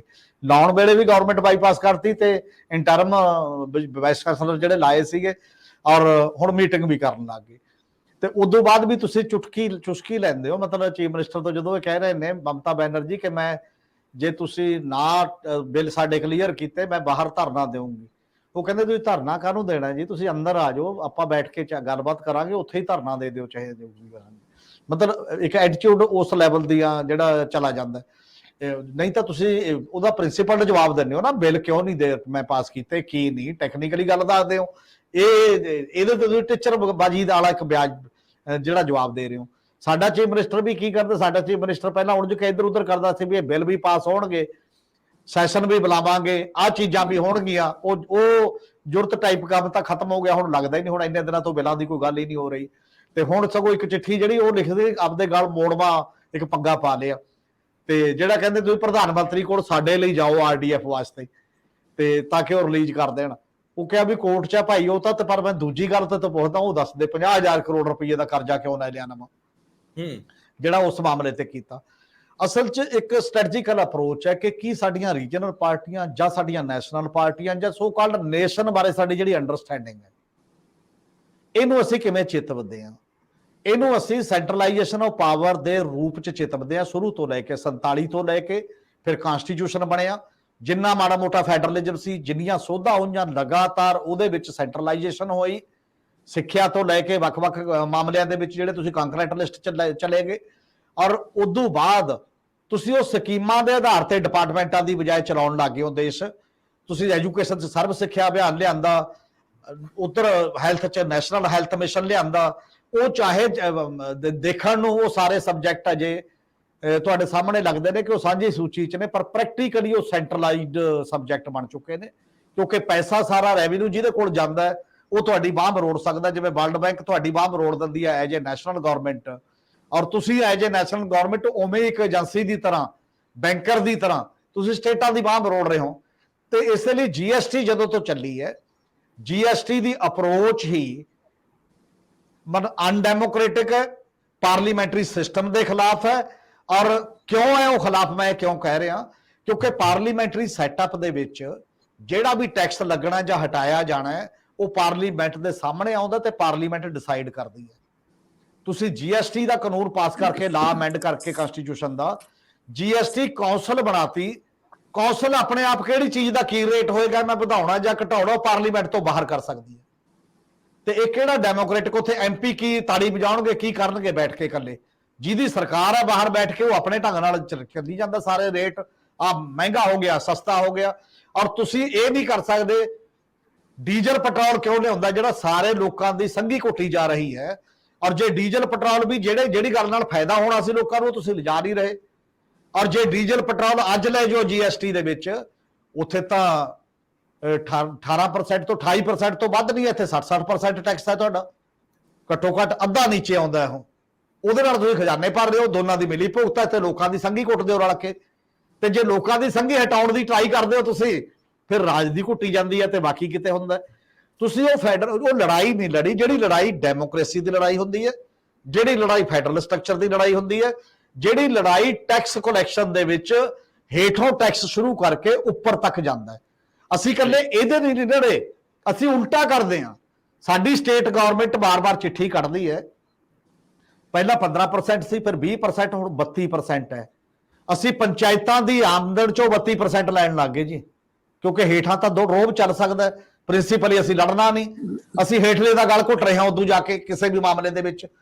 ਤੇ ਇਹ ਜਿਹੜਾ ਫੈਡਰਲਿਜ਼ਮ ਦਾ ਸਟਰਕਚਰ ਕੱਲਾ ਚੰਡੀਗੜ੍ਹ ਤੇ ਰਾਜਾਂ ਦੇ ਮਾਮਲੇ 'ਚ ਨਹੀਂ ਖੜਾ, ਇਹ ਲਾਸਟ ਆਦਮੀ ਤੱਕ ਜਾ ਕੇ ਮਹੱਲੇ ਦੇ ਵਿੱਚ ਤੇ ਪਿੰਡ ਦੇ ਵਿੱਚ ਖਤਮ ਹੁੰਦਾ ਜਾ ਕੇ, ਇਹਦਾ ਅਸਰ ਸਾਡੇ ਦਿਖਾਈ ਦੇ ਰਿਹਾ ਉਹ ਸਾਰੇ ਮਾਮਲਿਆਂ ਦੇ ਵਿੱਚ ਜਾ ਕੇ। ਔਰ ਉਹਨਾਂ ਨੂੰ ਕਹਿੰਦੇ ਨੇ ਅਸੀਂ ਤਨਖਾਹਾਂ ਦੇਣੀਆਂ ਨੇ, ਇਸ ਕਰਕੇ ਹੈ। ਇਸ ਲਈ ਅਪਰੋਚ ਦੇ ਤੌਰ ਤੇ ਜਿਹੜੇ ਸੱਜਣ ਅਸੀਂ ਚੁਣ ਕੇ ਭੇਜਦੇ ਆ ਜਾਂ ਬੈਠੇ ਨੇ, ਜਾਂ ਜਿਹੜੀਆਂ ਪਾਰਟੀਆਂ ਲੀਡਰ ਹੋਣ ਦਾ ਦਾਅਵਾ ਕਰਦੀਆਂ ਨੇ, ਅਸੂਲਨ ਇਹਨਾਂ 'ਚ ਕੋਈ ਵਖਰੇਵਾਂ ਨਹੀਂ ਹੈ। ਤੁਹਾਨੂੰ ਚਾਹੀਦਾ ਸੀ ਕਿ ਫੈਡਰਲਿਜ਼ਮ ਤੇ ਲੜਾਈ ਲੜਦੇ ਉਸ ਸਮੇਂ ਤੋਂ ਬਾਅਦ, ਕਿ ਜੇ ਟੈਕਸ ਲਾਉਣ ਦਾ ਤੇ ਹਟਾਉਣ ਦਾ ਜੇ ਅਧਿਕਾਰ ਹੀ ਨਹੀਂ ਕਿਸੇ ਸਟੇਟ ਗਵਰਨਮੈਂਟ ਨੂੰ, ਤਾਂ ਉਹ ਗਵਰਨਮੈਂਟ ਕਾਹਦੀ ਹੈ, ਉਹ ਸਟੇਟ ਕਾਹਦੀ ਹੈ। ਸਟੇਟ ਕੋਲ ਵੱਖ-ਵੱਖ ਏਜੰਸੀਆਂ ਤੋਂ ਜ਼ਿਆਦਾ ਕੇਵਲ ਇੱਕੋ ਗੱਲ ਹੁੰਦੀ ਹੈ, ਨੰਬਰ 1 ਤੁਹਾਡੇ ਤੇ ਉਹ ਜੁਰਮਾਨਾ ਲਾ ਸਕਦੀ ਹੈ, ਟੈਕਸ ਲਾ ਸਕਦੀ ਹੈ, ਜਾਂ ਤੁਹਾਨੂੰ ਰਿਆਇਤ ਦੇ ਸਕਦੀ ਹੈ, ਟੈਕਸ ਹਟਾ ਸਕਦੀ ਹੈ। ਹੁਣ ਇਹ ਕੀ ਕਰਦੇ ਨੇ, ਟੈਕਸ ਲਾਉਣ ਦਾ ਤਾਂ ਤੁਹਾਡੇ ਕੋਲ ਅਧਿਕਾਰ ਨਹੀਂ, ਕਹਿੰਦੇ ਵੋਟਾਂ ਲੈਣ ਲਈ ਆਪਾਂ ਫ੍ਰੀ ਦੇ ਦਿਓ, ਆ ਬਿਜਲੀ ਦੇ ਦਿਓ, ਆ ਫਲਾਨਾ ਦੇ ਦਿਓ, ਆਉਣ ਲਈ ਤੁਹਾਡੇ ਕੋਲ ਕੁਝ ਹੈ ਨਹੀਂ, ਜਾਣ ਲਈ ਸਭ ਕੁਝ ਹੈ। ਤਾਂ ਸਟੇਟ ਕੰਗਾਲ ਨਹੀਂ ਹੋਊਗੀ ਤਾਂ ਕਿਉਂ ਨਹੀਂ ਹੋਊਗੀ, ਕਿਉਂ 50,000 ਦਾ ਕਰੋੜ ਦਾ ਕਰਜ਼ਾ ਨਹੀਂ ਲਿਆ ਜਾਊਗਾ ਜਦ ਤੁਹਾਡੇ ਕੋਲ ਆਉਣਾ ਹੀ ਨਹੀਂ ਹੈ। ਔਰ ਉਹ ਵੀ ਤੁਹਾਨੂੰ 5 ਸਾਲ ਲਈ ਦੇਤਾ ਉਹਨਾਂ ਨੇ, ਇੱਕ ਕਿ 5 ਸਾਲ ਤੁਸੀਂ ਮਤਲਬ ਦੇਾਂਗੇ, ਜਿਹੜਾ ਤੁਹਾਨੂੰ ਘਾਟਾ ਪਊਗਾ ਰੈਵਨਿਊ ਜੇ ਤੁਹਾਡਾ ਸਟੇਟ ਦਾ ਨਹੀਂ ਆਉਂਦਾ, ਉਦੋਂ ਬਾਅਦ ਆਪਣਾ ਕਰ ਲਓ ਪੂਰਾ। ਉਹ ਪੂਰਾ ਹੋ ਨਹੀਂ ਰਿਹਾ, ਉਹ ਬੰਦ ਹੋ ਗਿਆ ਮਿਲਣਾ। ਜੀਐਸਟੀ ਦਾ ਜਿਹੜਾ ਪਹਿਲਾਂ ਖੜਾ ਹੈ ਉਹ ਵੀ ਨਹੀਂ ਤੁਹਾਨੂੰ ਮਿਲ ਰਿਹਾ। ਇਸੇ ਕਰਕੇ ਇਹ ਹੈ ਕਿ ਇਹਦੇ ਪ੍ਰਿੰਸੀਪਲੀ ਸਟੇਟਾਂ ਦੇ ਵਿੱਚ ਬੇਹੱਦ ਜ਼ਰੂਰੀ ਹੈ ਜੇ ਸਾਰੀਆਂ ਸਟੇਟਾਂ ਨੇ ਲੜਨਾ ਹੈ। ਔਰ ਮੈਨੂੰ ਲੱਗਦਾ ਜੇ ਇਹਦੇ ਤੇ ਗੱਲ ਕਰਨ ਉਹ ਨੈਸ਼ਨਲ ਜਿਹੜੀਆਂ ਜੀਐਸਟੀ ਕੌਂਸਲ ਦੀ ਮੀਟਿੰਗ ਵੀ ਹੁੰਦੀ ਹੈ ਤੇ ਬਾਹਰ ਪੋਲੀਟੀਕਲ ਮੀਟਿੰਗਾਂ ਦੇ ਵਿੱਚ, ਕਿ ਸਾਰਾ ਗੱਲ ਹੈ ਇਹ ਤੋਂ ਵਿਡਰਾ ਕਰਨਾ ਪਏਗਾ। ਕੰਟਰੀ ਇਹਦੇ ਨਾਲ ਚੱਲ ਨਹੀਂ ਸਕਦਾ, ਯੂਨਿਟਰੀ ਕੰਟਰੀ ਚੱਲ ਸਕਦਾ ਡਾਇਵਰਸ ਕੰਟਰੀ ਸਾਡੇ ਵਰਗਾ ਨਹੀਂ ਚੱਲ ਸਕਦਾ ਆਉਣ ਵਾਲੇ ਦਿਨਾਂ 'ਚ। ਸਟੇਟਾਂ ਡੈਟ ਟ੍ਰੈਪ 'ਚ ਹੋਣਗੀਆਂ, ਮਰ ਜਾਣਗੀਆਂ, ਆਪਣੀ ਮੌਤ ਆਪਣੇ ਆਪ ਨਾਲ। ਫਿਰ ਉਹ ਕਹਿਣਗੀਆਂ ਤੁਸੀਂ ਅਕਲ ਨਹੀਂ ਹੈ, ਤੁਹਾਨੂੰ ਬਿਉਂਤ ਨਹੀਂ ਕਰਨੀ ਆਉਂਦੀ, ਤੁਸੀਂ ਨਾਕਾਬਲ ਹੋ, ਇਸ ਕਰਕੇ ਤੁਹਾਡਾ ਸਾਨੂੰ ਹੀ ਦੇ ਦਿਓ ਅਧਿਕਾਰ, ਜਿਹੜਾ ਬਾਕੀ ਰਹਿੰਦਾ ਅਸੀਂ ਬਹੁਤ ਖਜ਼ਾਨਾ ਭਰਨ ਜਾਣਦੇ ਹਾਂ। ਉਹਦੇ ਤੋਂ ਬਾਅਦ ਇਹ ਚੀਜ਼ ਉੱਥੇ ਚਲੀ ਜਾਂਦੀ ਹੈ। ਜਿਵੇਂ ਜਦੋਂ ਤੁਸੀਂ ਕਹਿੰਦੇ ਸਰਕਾਰੀ ਸਕੂਲ ਨਿਕੰਮੇ ਨੇ, ਹਸਪਤਾਲ ਨਿਕੰਮੇ ਨੇ, ਉਹ 'ਚ ਦਵਾਈ ਨਹੀਂ ਦੇਣੀ, ਡਾਕਟਰ ਨਹੀਂ ਦੇਣੇ, ਬਾਕੀ ਨਹੀਂ ਦੇਣਾ, ਉਸ ਤੋਂ ਬਾਅਦ ਕਹਿੰਦੇ ਇੱਥੇ ਕੰਮ ਹੀ ਨਹੀਂ ਹੋ ਰਿਹਾ ਜੀ, ਤਾਂ ਉਹਦਾ ਅਲਟਰਨੇਟਿਵ ਫਿਰ ਕੀ ਹੁੰਦਾ? ਕਾਰਪੋਰੇਟ ਪ੍ਰਾਈਵੇਟ ਹਸਪਤਾਲ ਖੋਲ ਦਿਓ। ਇਸ ਲਈ ਇਹ ਕ੍ਰੈਡੀਬਿਲਿਟੀ ਦੇ ਕੁਐਸਚਨ ਨੇ। ਅਸੀਂ ਜੀਐਸਟੀ ਤੇ ਕੱਲੀ ਇੱਕ ਗੱਲ ਦੀ ਕ੍ਰੈਡਿਟ ਦੇਣਾ ਬਣਦਾ ਕਿ ਪੱਛਮੀ ਬੰਗਾਲ ਦੀ ਸਰਕਾਰ ਲਗਾਤਾਰ ਅੰਤ ਤੱਕ ਲੜੀ ਹੈ ਇਸ ਗੱਲ ਤੇ ਕਿ ਫੈਡਰਲ ਸਟਰਕਚਰ ਦਾ ਇਸ਼ੂ ਹੈ ਔਰ ਇਹ ਜੀਐਸਟੀ ਗਲਤ ਕਰ ਰਹੇ ਹੋ ਤੁਸੀਂ, ਸਾਨੂੰ ਨਹੀਂ ਪਰਵਾਹ। ਜਦੋਂ ਆਈਸੋਲੇਸ਼ਨ 'ਚ ਇਕੱਲਾ ਰਹਿੰਦਾ ਤੇ ਬਾਅਦ 'ਚ ਕਈ ਵਾਰ ਵੋਟ ਪਰ ਰਿਕਾਰਡ ਹਿਸਟਰੀ ਦਾ ਇਹ ਦੱਸਦਾ ਕਿ ਉਹ ਲੜੇ ਨੇ। ਸਾਡੇ ਕੋਲੋਂ ਇਹ ਕੋਈ ਜਿੰਨੀਆਂ ਮੀਟਿੰਗਾਂ ਹੋਈਆਂ ਅਸੀਂ ਉਹਦੀ ਬੱਲੇ ਬੱਲੇ ਕਰਦੇ ਰਹੇ ਇੱਥੇ ਆ ਕੇ, ਔਰ ਕਹਿੰਦੇ ਰਹੇ ਬਾਹਰੋਂ ਪੜ੍ਹ ਕੇ ਆਏ ਨੇ ਜੀ ਸਾਡੇ ਫਾਈਨਾਂਸ ਮਿਨਿਸਟਰ ਸਾਹਿਬ, ਪਤਾ ਨਹੀਂ ਕਿੱਥੋਂ ਕੀ ਲੈ ਕੇ ਆਏ ਨੇ। ਉਹ ਬਾਹਰਲੇ ਦੀ ਟੂਟੀ ਜ਼ਰੂਰੀ ਥੋੜੀ ਹੈ ਠੀਕ ਚੱਲਦੀ ਆ, ਬਾਹਰ ਵੀ ਬਥੇਰੇ ਇਹੋ ਜਿਹੇ ਬੈਠੇ ਨੇ ਜਿਹੜੇ ਇੱਧਰ ਉੱਧਰ ਕਿਸੇ ਦੇ ਪੇ ਰੋਲ ਤੇ ਨੇ, ਜਾਂ ਸਮਝ ਜ਼ਰੂਰੀ ਥੋੜੀ ਹੈ ਗੇੜਾ ਦੇ ਕੇ ਸਮਝ ਆ ਜਾਂਦੀ ਹੈ ਸਾਰੀ ਦੁਨੀਆ ਨੂੰ ਚਲਾਉਣ ਲਈ, ਆਪਣੇ ਤਰੀਕੇ ਨਾਲ ਕਰਨ ਦੀ ਲੋੜ ਹੈ। ਔਰ ਦੂਜਾ ਜਿਹੜਾ ਫਾਈਨਾਂਸ ਦਾ ਸਾਡੇ ਪੰਗਾ ਹੁਣ ਪੈ ਰਿਹਾ, ਆ ਚੀਮਾ ਸਾਹਿਬ ਬਾਰ-ਬਾਰ ਸਫਾਈ ਦੇ ਰਹੇ ਨੇ, ਫਲਾਨਾ ਦੇ ਰਹੇ ਨੇ, ਧਮਕਾ ਦੇ ਰਹੇ ਨੇ। ਜੇ ਤੁਹਾਡੇ ਕੋਲ ਰੋਜ਼ ਜਿੰਨਾ ਪੈਸਾ ਆਉਂਦਾ ਹੈ, ਤੁਹਾਡਾ ਰੈਵਨਿਊ ਨਾਰਮਲੀ 100 ਕਰੋੜ ਦਾ ਡੇਲੀ ਦਾ ਅੰਦਾਜ਼ਾ ਹੈ, 100 ਤੋਂ 125 ਕਰੋੜ, ਮਾੜਾ ਮੋਟਾ ਫਰਕ ਪੈ ਜਾਂਦਾ ਹੈ ਜੇਕਰ ਕਦੇ ਘਟਦਾ ਕਦੇ ਵੱਧਦਾ। 100 ਕਰੋੜ ਰੁਪਈਆ ਕਰਜ਼ੇ ਦੇ ਵਿਆਜ 'ਚ ਜਾਂਦਾ ਤੁਹਾਡਾ, ਇਹਦੇ 'ਚ ਜਾਂਦਾ ਕੱਲਾ ਬਿਜਲੀ ਦੀ ਸਬਸਿਡੀ 'ਚ ਡੇਲੀ 50 ਕਰੋੜ ਤੁਹਾਡਾ ਕਰਜ਼ੇ ਦੇ ਵਿਆਜ 'ਚ ਡੇਲੀ ਚਲਾ ਜਾਂਦਾ। ਔਰ ਇਹਦੇ ਤੋਂ ਅਜੇ ਜਿਹੜੀਆਂ ਪੈਨਸ਼ਨਾਂ ਤੇ ਜਿਹੜਾ ਕਮਿਟਡ ਐਕਸਪੈਂਡੀਚਰ ਹੈ, ਤਨਖਾਹਾਂ ਤੇ ਪੈਨਸ਼ਨਾਂ, ਉਹ ਵਿੱਚ ਜੋੜ ਲਓ ਜਿਹਦੇ ਤੇ ਰੋਜ਼ ਜੇ ਜਾਂਦਾ। ਜਿੰਨਾ ਰੈਵਨਿਊ ਤੁਹਾਡੇ ਕੋਲ ਆਉਂਦਾ ਹੈ ਉਹਦੇ ਤੋਂ ਜ਼ਿਆਦਾ ਰੈਵਨਿਊ ਤੁਸੀਂ ਰੋਜ਼ ਖਰਚ ਕਰਦੇ ਹੋ ਵੱਖ-ਵੱਖ ਕੰਮਾਂ ਤੇ। ਹਜੇ ਤਾਂ 1000 ਰੁਪਇਆ ਪਰ ਬੀਬੀ ਦੇਣਾ ਰਹਿੰਦਾ, 20000 ਕਰੋੜ ਉਹ ਵਿੱਚ ਜੁੜ ਜਾਊਗਾ। ਤੁਹਾਡਾ 50,000 ਕਰੋੜ ਨਾਲ ਨਹੀਂ ਚੱਲਣਾ, ਤੁਹਾਡਾ ਚੱਲੂਗਾ 1 ਲੱਖ ਕਰੋੜ ਨਾਲ ਨਵਾਂ ਕਰਜ਼ਾ ਲੈ ਕੇ, ਤੇ 3.25 ਲੱਖ ਕਰੋੜ ਤੇ ਬਾਗਿਆ ਕਰਜ਼ਾ ਤੁਹਾਡਾ ਪਹੁੰਚ ਚੁੱਕਿਆ, ਜਿਹੜਾ ਤੁਹਾਨੂੰ 2,68,000 ਕਰੋੜ ਮਿਲਿਆ ਸੀ ਜਦੋਂ ਤੁਸੀਂ ਕਹਿ ਰਹੇ ਸੀ ਉਸ ਪੱਧਰ ਦੇ ਉੱਤੇ। ਔਰ ਇਸੇ ਕਰਕੇ ਜਿਹੜਾ ਤੁਸੀਂ ਕਹਿ ਰਹੇ ਹੋ ਕਿ ਅਸੀਂ 27,000 ਕਰੋੜ ਕਰਜ਼ੇ ਦਾ ਵਿਆਜ ਮੋੜਤਾ, ਇਹ ਵਿਆਜ ਤਾਂ ਭਾਈ ਸਾਹਿਬ ਹਰ ਮਹੀਨੇ ਮੋੜਨਾ ਪਊਗਾ, ਕਿਉਂਕਿ ਹੁਣ ਤਾਂ ਉਦੋਂ ਵੱਧ ਜਾਊਗਾ ਸਗੋਂ। ਜਿੰਨਾ ਤੁਸੀਂ ਨਵਾਂ ਤਾਜ਼ਾ ਕਰਜ਼ਾ ਲੈ ਲਿਆ 50,000 ਕਰੋੜ, ਵਿਆਜ ਦੀ ਕਿਸ਼ਤ 20,000 ਕਰੋੜ ਤੋਂ ਵੱਧ ਕੇ 27,000 ਕਰੋੜ ਤੇ ਚਲੀ ਗਈ ਹੈ ਜੀ। ਔਰ ਉਹ ਜਦੋਂ ਕਿਸ਼ਤ ਵੱਧਦੀ ਹੈ ਤਾਂ ਨਾਲ ਦੀ ਨਾਲ ਤੁਹਾਡੇ ਕੋਲ ਨਹੀਂ ਪੈਸਾ ਬਚਦਾ। ਔਰ ਇਸੇ ਕਰਕੇ ਜਿਹੜੀਆਂ ਤੁਹਾਡੀਆਂ ਆਪਣੀਆਂ ਪਾਲਿਸੀ ਸਿਸਟਮ ਹੈ, ਜਿਹੜਾ ਤੁਸੀਂ ਤੀਜੇ ਦਿਨ ਕਹਿੰਦੇ ਹੋ ਸਾਡਾ ਰੈਵਨਿਊ ਵੱਧ ਗਿਆ, ਭੁਲੇਖਾ ਜਾ ਪਾ ਰਹੇ ਹੋ ਲੋਕਾਂ ਨੂੰ, ਇਹ ਤੱਥ ਲੋਕਾਂ ਦੇ ਸਾਹਮਣੇ ਕਲੀਅਰ ਕਰਨ ਵਾਲੇ ਨੇ ਕਿ ਪੈਸੇ ਦੇ ਤੌਰ ਤੇ ਕੰਗਾਲ ਹੋ ਰਹੇ ਹੋ। ਮੈਨੂੰ ਪੂਰਾ ਖਦਸ਼ਾ ਹੈ ਕਿ ਅਗਲੇ ਕੁਝ ਸਮੇਂ ਦੇ ਵਿੱਚ ਪਹਿਲਾਂ ਪੰਚਾਇਤੀ ਜ਼ਮੀਨਾਂ ਵਿਕਵਾਈਆਂ ਜਾਣਗੀਆਂ ਕਿਸੇ ਨਾ ਕਿਸੇ ਰੂਪ ਦੇ ਵਿੱਚ, ਤੇ ਫਿਰ ਦੂਜੀਆਂ ਜਿਹੜੀਆਂ ਵਾਧੂ ਕੋਈ ਜ਼ਮੀਨਾਂ ਪਈਆਂ ਨੇ ਉਹ ਵਿਕਣਗੀਆਂ। ਪੰਜਾਬ ਗਹਿਣੇ ਰੱਖਿਆ ਜਾਣਾ ਹੈ ਉਸ ਮਾਮਲੇ 'ਚ। ਇਦੋਂ ਪਹਿਲਾਂ ਅਸੀਂ ਰੈਸਟ ਹਾਊਸ ਪੁਰਾਣੀਆਂ ਸਰਕਾਰਾਂ ਵੇਚ ਚੁੱਕੀਆਂ ਨੇ, ਬਹੁਤ ਸਾਰੀਆਂ ਜ਼ਮੀਨਾਂ ਅੰਦਰਲੀਆਂ ਮਹਿੰਗੇ ਭਾਅ ਦੀਆਂ ਵੇਚ ਕੇ ਉਹ 'ਚੋਂ ਪੈਸਾ ਬਣਾ ਕੇ ਨਵੀਂ ਕੋਈ ਕਿਤੇ ਛੋਟੀ ਮੋਟੀ ਬਿਲਡਿੰਗ ਬਣਾਤੀ, ਅੱਧੇ ਪੈਸੇ ਰੱਖ ਕੇ। ਇਹ ਪ੍ਰਚਲਿਤ ਹੈ ਪਹਿਲਾਂ ਤੋਂ ਲੈ ਕੇ, ਜਦੋਂ ਸ਼੍ਰੋਮਣੀ ਅਕਾਲੀ ਦਲ ਦੀ ਸਰਕਾਰ ਸੀ ਉਹ ਮੰਡੀ ਬੋਰਡ ਦਾ ਅਗਲਾ ਪੈਸਾ ਗਿਰਵੀ ਰੱਖ ਗਏ ਸੀ ਸੰਗਤ ਦਰਸ਼ਨ 'ਚ ਵੰਡਣ ਤੋਂ ਲੈ ਕੇ, ਤੇ ਉਸ ਤੋਂ ਬਾਅਦ ਅਮਰਿੰਦਰ ਸਿੰਘ ਦੀ ਸਰਕਾਰ ਆਈ, ਪ੍ਰਾਈਮ ਪ੍ਰਾਪਰਟੀ ਜੀ ਦੇਖੀਆਂ ਕਿਹੜੀਆਂ ਕਿੱਥੇ ਨੇ, ਕਿਹੜੀਆਂ ਕਿੱਥੇ ਨੇ, ਕਿਵੇਂ ਡੰਗ ਟਪਾਉਣਾ, ਗਹਿਣੇ ਰੱਖ ਕੇ ਉਹਦੇ ਅਗੇਂਸਟ ਕਰਜ਼ਾ ਲੈਣਾ, ਕਿਉਂਕਿ ਉਹ ਕਰਜ਼ਾ ਤੁਹਾਡਾ ਲੈਣਾ ਬੰਦ ਹੋ ਗਿਆ। 18,000 ਕਰੋੜ ਦਾ ਕੱਟ ਪਹਿਲਾਂ ਲੱਗ ਗਿਆ ਸੀ, 4,000 ਕਰੋੜ ਦਾ ਕੱਟ ਫੇਰ ਲੱਗ ਗਿਆ। ਇੱਕ ਐਕਟ ਬਣਿਆ ਹੋਇਆ ਫਿਸਕਲ ਰਿਸਪੌਂਸਿਬਿਲਟੀ ਤੇ ਅਕਾਊਂਟੇਬਿਲਟੀ ਐਕਟ ਜਿਹੜਾ ਬਣਿਆ ਹੋਇਆ, ਉਹ ਤੁਸੀਂ ਆਪਣੀ ਜੀਐਸਡੀਪੀ ਤੋਂ ਜ਼ਿਆਦਾ ਕਰਜ਼ਾ ਕਿੰਨਾ ਲੈ ਰਹੇ ਹੋ। ਸਾਡਾ ਜੀਐਸਡੀਪੀ ਤੇ ਅਗੇਂਸਟ 48% ਕਰਜ਼ਾ ਹੋ ਗਿਆ।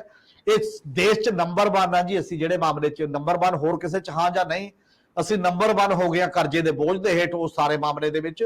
ਇਸ ਕਰਕੇ ਉਸ ਪਾਸੇ ਬਾਰੇ ਸੋਚਣਾ ਪਏਗਾ ਜੇ ਚੱਜ ਨਾਲ ਸਰਕਾਰ ਚਲਾਉਣੀ ਆ, ਨਹੀਂ ਤਾਂ ਖੰਡਰ ਬਣ ਜਾਣਗੇ। ਅਸੀਂ ਪਾਈ ਜਾਂਦੇ ਆ ਕੋਠੇ ਕੂਠੇ ਮਾੜੇ ਮੋਟੇ। ਇੱਕ ਹੋਰ ਸਕੀਮ ਚੱਲੀ ਹੈ, ਪਹਿਲਾਂ ਟਰਾਮਾ ਸੈਂਟਰ ਖੋਲੇ ਅਸੀਂ ਜੀ, ਉਹ ਟਰਾਮਾ ਸੈਂਟਰ 'ਚ ਜਾ ਕੇ ਦੇਖੋ ਜਾਲੇ ਲਟਕਦੇ ਨੇ। 5 ਸਾਲ ਤੱਕ ਤਾਂ ਗਵਰਨਮੈਂਟ ਕਹਿੰਦੀ ਅਸੀਂ ਦੇਾਂਗੇ, ਗਵਰਨਮੈਂਟ ਆਫ ਇੰਡੀਆ 5 ਸਾਲ ਬਾਅਦ ਉਹ ਖਿੱਚ ਲੈਂਦੀ ਆ ਪਿੱਛੋਂ ਪੈਸਾ ਕਿ ਹੁਣ ਤੁਸੀਂ ਦਿਓ ਸਾਰੇ। ਸਾਡੇ ਕੋਲ ਤਾਂ ਪਹਿਲਾਂ ਹੀ ਨਹੀਂ ਸੀ, ਉਹਦੀਆਂ ਬਿਲਡਿੰਗਾਂ ਪੈ ਜਾਂਦੀਆਂ ਨੇ, ਉਹ 'ਚੋਂ ਹਿੱਸਾ ਪੱਤੀ ਮਿਲ ਜਾਂਦੀ ਹੈ। ਉਹ ਖੰਡਰ ਹੋਏ ਪਏ ਨੇ ਟਰਾਮਾ ਸੈਂਟਰ ਜਿੰਨੇ ਬਣੇ ਹੋਏ ਸੀ। ਹੁਣ ਇੱਕ ਨਵੀਂ ਸਕੀਮ ਆ ਰਹੀ ਹੈ, ਉਹਦੇ 'ਚ ਤੁਸੀਂ ਦੇਖ ਲਿਓ ਬਿਲਡਿੰਗਾਂ ਹੋਣਗੀਆਂ, ਇਸ਼ਤਿਹਾਰ ਆਉਣਗੇ, ਉਹਦੇ 'ਚ ਨਾ ਡਾਕਟਰ ਹੋਏਗਾ ਨਾ ਕੁਝ ਹੋਰ ਹੋਏਗਾ, ਕਿਉਂਕਿ 1 ਅਪ੍ਰੈਲ ਤੋਂ ਲੈ ਕੇ ਅੱਜ ਤੱਕ ਨੈਸ਼ਨਲ ਹੈਲਥ ਮਿਸ਼ਨ ਦਾ ਜਿਹੜਾ ਪੈਸਾ ਹੈ 1 ਰੁਪਈਆ ਨਹੀਂ ਮਿਲ ਰਿਹਾ। ਤੁਹਾਡਾ ਟਕਰਾਅ ਚੱਲ ਰਿਹਾ ਗਵਰਨਮੈਂਟ ਦੇ ਨਾਲ। ਇਸ ਗੱਲ ਤੇ ਕਿ ਤੁਸੀਂ ਮੁਹੱਲਾ ਕਲੀਨਿਕ ਤੇ ਖਰਚ ਕਰਨਾ ਜਾਂ ਪਹਿਲੀਆਂ ਸਕੀਮਾਂ ਤੇ ਖਰਚ ਕਰਨਾ, ਔਰ ਇਸੇ ਤਰ੍ਹਾਂ ਤੁਹਾਨੂੰ ਰੂਰਲ ਡਿਵੈਲਪਮੈਂਟ ਫੰਡ ਤੁਹਾਡਾ 5000 ਕਰੋੜ ਤੋਂ ਵੱਧ ਉੱਥੇ ਪਿਆ, ਉਹਦੇ ਚ ਤੁਹਾਨੂੰ ਧੇਲਾ ਨਹੀਂ ਮਿਲ ਰਿਹਾ। ਇਸੇ ਤਰ੍ਹਾਂ ਤੁਹਾਡੇ ਸਕੂਲਾਂ ਦੇ ਨਾਲ ਤੁਹਾਡਾ ਟਕਰਾਅ ਹੋ ਜਾਏਗਾ। ਜਿਹੜੇ ਸਾਰੀਆਂ ਚੀਜ਼ਾਂ ਰੁਕੀਆਂ ਪਈਆਂ ਨੇ ਤੇ ਮੁਕੱਦਮੇਬਾਜ਼ੀ ਚਲੇ ਜਾਓਗੇ। ਜੇ ਸਿੰਪਲ ਭਾਸ਼ਾ ਸਮਝਣਾ ਹੋਵੇ, ਜਿਹੜਾ ਘਰ ਮੁਕੱਦਮੇਬਾਜ਼ ਹੋ ਜੇ, ਜਿਹੜਾ ਘਰ ਚਾਦਰ ਤੋਂ ਜ਼ਿਆਦਾ ਪੈਰ ਪਸਾਰ ਕੇ ਰੋਜ਼ ਬੋਤਲ ਜ਼ਰੂਰ ਪੀਣੀ ਹੈ, ਜਵਾਕ ਨੂੰ ਕਾਪੀ ਲੈ ਕੇ ਦੇਵੇ ਜਾਂ ਨਾ ਦੇਵੇ, ਉਹ ਘਰ ਦੇ ਜਵਾਕਾਂ ਨੇ ਕਿਵੇਂ ਵਧੀਆ ਨਾਗਰਿਕ ਬਣ ਜਾਣਾ, ਚੰਗੀਆਂ ਪੜ੍ਹਾਈਆਂ ਕਿਵੇਂ ਕਰ ਜਾਣਗੇ। ਸਾਡੇ ਸੂਬੇ ਦਾ ਉਹੋ ਜਿਹਾ ਹਾਲ ਹੁੰਦਾ ਜਾ ਰਿਹਾ ਜੀ। ਪਰ ਇਹਦਾ ਦੋਸ਼ ਆਪਾਂ ਹੁਣ ਪਿਛਲਿਆਂ ਨੂੰ ਦੇ ਕੇ ਵੀ ਸੁਰਖਰੂ ਨਹੀਂ ਹੋ ਸਕਦੇ, ਜਿਵੇਂ ਚੀਮਾ ਸਾਹਿਬ ਕਰ ਰਹੇ ਆ। ਮੈਨੂੰ ਲੱਗਦਾ ਹੈ ਕਿ ਇਹਨਾਂ ਨੂੰ ਆਪਣੇ ਪ੍ਰਬੰਧ ਆਪ ਕਰਨੇ ਪੈਣਗੇ, ਅਦਰਵਾਈਜ਼ ਇਹ ਦੂਜਿਆਂ ਦੀ ਜਿਹੜੀ ਫਹਿਰਿਸਤ ਆ ਉਹਦੇ ਵਿੱਚ ਸਿਖਰ ਦੇ ਉੱਤੇ ਸਭ ਤੋਂ ਵੱਧ ਕਰਜ਼ਾ ਲੈਣ ਵਾਲਿਆਂ ਚ ਗਿਣੇ ਜਾਣਗੇ।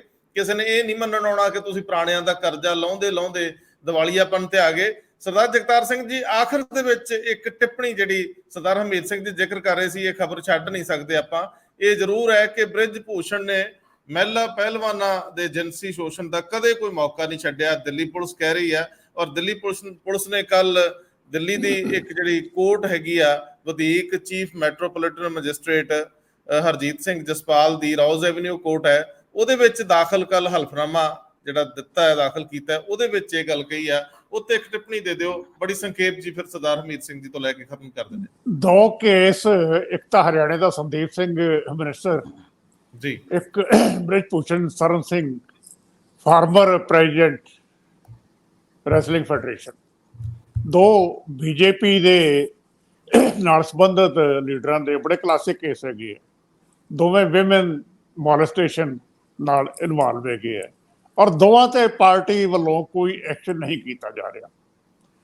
ਸੰਦੀਪ ਹਰਿਆਣੇ ਦੇ ਵਿੱਚ ਮਿਨਿਸਟਰੀ ਕਾਇਮ ਹੈ ਸੰਦੀਪ ਸਿੰਘ ਹੋਰਾਂ ਦੀ, ਇਸ ਤਰ੍ਹਾਂ ਹੀ ਬੀਜੇਪੀ ਨੇ ਆਪਣੇ ਬ੍ਰਿਜ ਭੂਸ਼ਣ ਹੋਰਾਂ ਤੇ ਕੋਈ ਐਕਸ਼ਨ ਨਹੀਂ ਲਿਆ। ਸੋ ਇਹ ਬੀਜੇਪੀ ਦੀ ਜਿਹੜੀ ਸੋ ਕਾਲਡ ਮੋਰੈਲਿਟੀ ਸਿਆਸਤ ਦੀ ਹੈ, ਉਹ ਤੇ ਇੱਕ ਬਹੁਤ ਵੱਡਾ ਕੁਐਸਚਨ ਮਾਰਕ ਜੀ। ਸਰਦਾਰ ਹਰਮੀਤ ਸਿੰਘ ਜੀ, ਬਸ ਸੰਖੇਪ ਟਿੱਪਣੀ। ਬਿਲਕੁਲ, ਬੇਟੀ ਪੜ੍ਹਾਓ ਬੇਟੀ ਬਚਾਓ ਸਲੋਗਨੀਅਰਿੰਗ ਤਾਂ ਅਸੀਂ ਬਹੁਤ ਕਰਦੇ ਹਾਂ, ਪਰ ਉਹ ਸਲੋਗਨਾਂ ਨਾਲ ਕੰਮ ਨਹੀਂ ਚੱਲਣਾ। ਔਰ ਹੁਣ ਤਾਂ 2 ਗੱਲਾਂ ਹੋ ਗਈਆਂ ਨਾ। ਪਹਿਲਾਂ ਤੁਸੀਂ ਕਹਿੰਦੇ ਸੀ ਜੇ ਜਾਂਚ ਚੱਲ ਰਹੀ ਹੈ, ਜਾਂਚ ਵੀ ਉਦੋਂ ਜਦੋਂ ਬੰਦੇ ਪਾਵਰ 'ਚ ਰੱਖੇ ਤੁਸੀਂ। ਇੱਕ ਤਾਂ ਹੁੰਦਾ ਨਾ, ਪਹਿਲਾਂ ਇਨਸਾਫ ਦਾ ਤਕਾਜ਼ਾ ਹੁੰਦਾ ਕਿ ਉਹਨਾਂ ਨੂੰ ਉੱਥੋਂ ਹਟਾਓ, ਉਦੋਂ ਬਾਅਦ ਨਿਰਪੱਖ ਜਾਂਚ ਹੋਣ ਦਿਓ, ਫਿਰ ਦੇਖੀ ਜਾਊਗੀ। ਇਹ ਸੰਦੀਪ ਦੇ ਮਾਮਲੇ 'ਚ ਵੀ ਉਹ ਮਿਨਿਸਟਰ ਬਣਿਆ ਰਿਹਾ, ਤੇ ਜਾਂਚ ਹੁਣ ਜਦੋਂ ਚਲਾਨ ਪੇਸ਼ ਹੋ ਗਿਆ ਉਦੋਂ ਤਾਂ ਅਸਤੀਫਾ ਚਾਹੀਦਾ ਸੀ। ਇਸੇ ਤਰ੍ਹਾਂ ਇਹ ਮਾਮਲਾ ਸੀਗਾ ਪਹਿਲਵਾਨਾਂ ਦਾ, ਉੱਥੇ ਤੁਸੀਂ ਸੁਣਿਆ ਹੀ ਨਹੀਂ ਕਦੇ ਕਿਸੇ ਨੂੰ, ਔਰ ਫਿਰ ਕਹਿੰਦੇ ਰਹੇ ਵੀ ਕੋਈ ਨਾ ਤੁਹਾਨੂੰ ਇਨਸਾਫ ਮਿਲੇਗਾ। ਔਰ ਉਹ ਤਾਂ ਚੋਣਾਂ ਹੀ ਦੁਬਾਰਾ ਆ ਗਈਆਂ। ਉਹ ਇੰਟਰਨੈਸ਼ਨਲ ਜਿਹੜੀ ਕੁਸ਼ਤੀ ਫੈਡਰੇਸ਼ਨ ਆ, ਉਹਨਾਂ ਨੇ ਇਹਨਾਂ ਨੂੰ ਡੀਲ ਲਿੰਕ ਹੀ ਕਰਤਾ ਕਿ ਤੁਸੀਂ ਹੈ ਹੀ ਨਹੀਂ ਕਿਸੇ ਕੰਮ ਦੇ, ਹੋਰਾਂ ਕਾਰਨਾਂ ਕਰਕੇ। ਉਹ ਇੱਕ ਅਲੱਗ ਗੱਲ ਹੈ, ਪਰ ਤੁਸੀਂ ਬੰਦੇ ਨੂੰ ਤਾਂ ਨਹੀਂ ਕੁਛ ਕਿਹਾ ਆਪਦੇ ਆਪ। ਹੁਣ ਜੇ ਪੁਲਿਸ ਇਹ ਕਹਿੰਦੀ ਹੈ ਤਜ਼ਾਕਿਸਤਾਨ ਤੋਂ ਲੈ ਕੇ ਵੱਖ-ਵੱਖ ਇੰਟਰਨੈਸ਼ਨਲ ਖੇਡਾਂ 'ਚ ਤੁਸੀਂ ਗਏ ਹੋ, ਉਹ ਘਟਨਾਵਾਂ ਕੋਟ ਕਰਦੀ ਹੈ ਕਿ ਕੁੜੀ ਨੂੰ ਤੁਸੀਂ ਕਿਵੇਂ ਉਹਦੀ ਇੱਛਾ ਦੇ ਖਿਲਾਫ ਸਟੇਜ ਤੇ ਜੱਫੀ ਪਾਉਂਦੇ ਹੋ। ਇਤਰਾਜ਼ ਕਰਦੀ ਹੈ, ਕਹਿੰਦੀ ਮੈਂ ਤਾਂ ਤੇਰੇ ਬਾਪਾਂ ਵਰਗਾ, ਕਦੇ ਤੁਸੀਂ ਕੁਛ ਕਹਿ ਰਹੇ ਹੋ, ਕਦੇ ਕੁਛ ਕਹਿ ਰਹੇ ਹੋ। ਤੂੰ ਕੋਈ ਵੀ ਮੌਕਾ ਨਹੀਂ ਛੱਡਿਆ। ਇਹ ਬਹੁਤ ਬੜਾ ਸ਼ਬਦ ਹੈ ਕਿ ਕੋਈ ਮੌਕਾ ਨਹੀਂ ਛੱਡਿਆ ਪਲੇਅਰਾਂ ਨਾਲ। ਇਹ ਆਪਦੇ ਆਪ 'ਚ ਛੋਟੀ ਗੱਲ ਨਹੀਂ ਹੈ। ਤੇ ਹੁੰਦਾ ਨਾ ਵੀ ਇੱਕ ਵਾਰ ਗਲਤੀ ਹੋ ਗਈ, 2 ਵਾਰ ਕੋਈ ਮੌਕਾ ਛੱਡਣਾ, ਤਾਂ ਮਤਲਬ ਹੈਬਚੁਅਲੀ ਤੁਸੀਂ ਆਦਤਨ ਇਹ ਗੱਲ ਕਰ ਰਹੇ ਹੋ। ਤੇ ਜੇ ਅਜੇ ਵੀ ਕੋਈ ਬਹੁਤ ਜ਼ਿਆਦਾ ਉਹਦੇ ਖਿਲਾਫ ਕਾਰਵਾਈ ਨਹੀਂ ਹੁੰਦੀ, ਜਾਂ ਉਹ ਉਵੇਂ ਤੁਹਾਡੀਆਂ ਮੀਟਿੰਗਾਂ 'ਚ ਆਉਂਦਾ ਹੈ, MP ਬਣਿਆ ਰਹਿੰਦਾ, ਸਾਰਾ ਕੁਝ ਚੱਲਦਾ ਹੈ, ਫਿਰ ਇਹ ਸੋਚਣ ਵਾਲਾ ਸਵਾਲ ਹੈ। ਕੱਲਾ ਉਹੀ ਨਹੀਂ, 3 ਅਕਤੂਬਰ ਆਉਣ ਵਾਲੀ ਹੈ, ਥੋੜੇ ਦਿਨ ਬਚਦੇ ਨੇ। 3 ਅਕਤੂਬਰ 2021 ਲਖੀਮਪੁਰ ਖੀਰੀ ਪਿੱਛੋਂ ਜੀਪਾਂ ਬਲਡੋਜ਼ ਕਰਕੇ ਜਾਂਦੀਆਂ ਨੇ ਤੇ ਕਿੰਨੇ ਕਿਸਾਨਾਂ ਨੂੰ ਮੌਤ ਦੇ ਘਾਟ ਉਤਾਰ ਦਿੰਦੀਆਂ ਨੇ।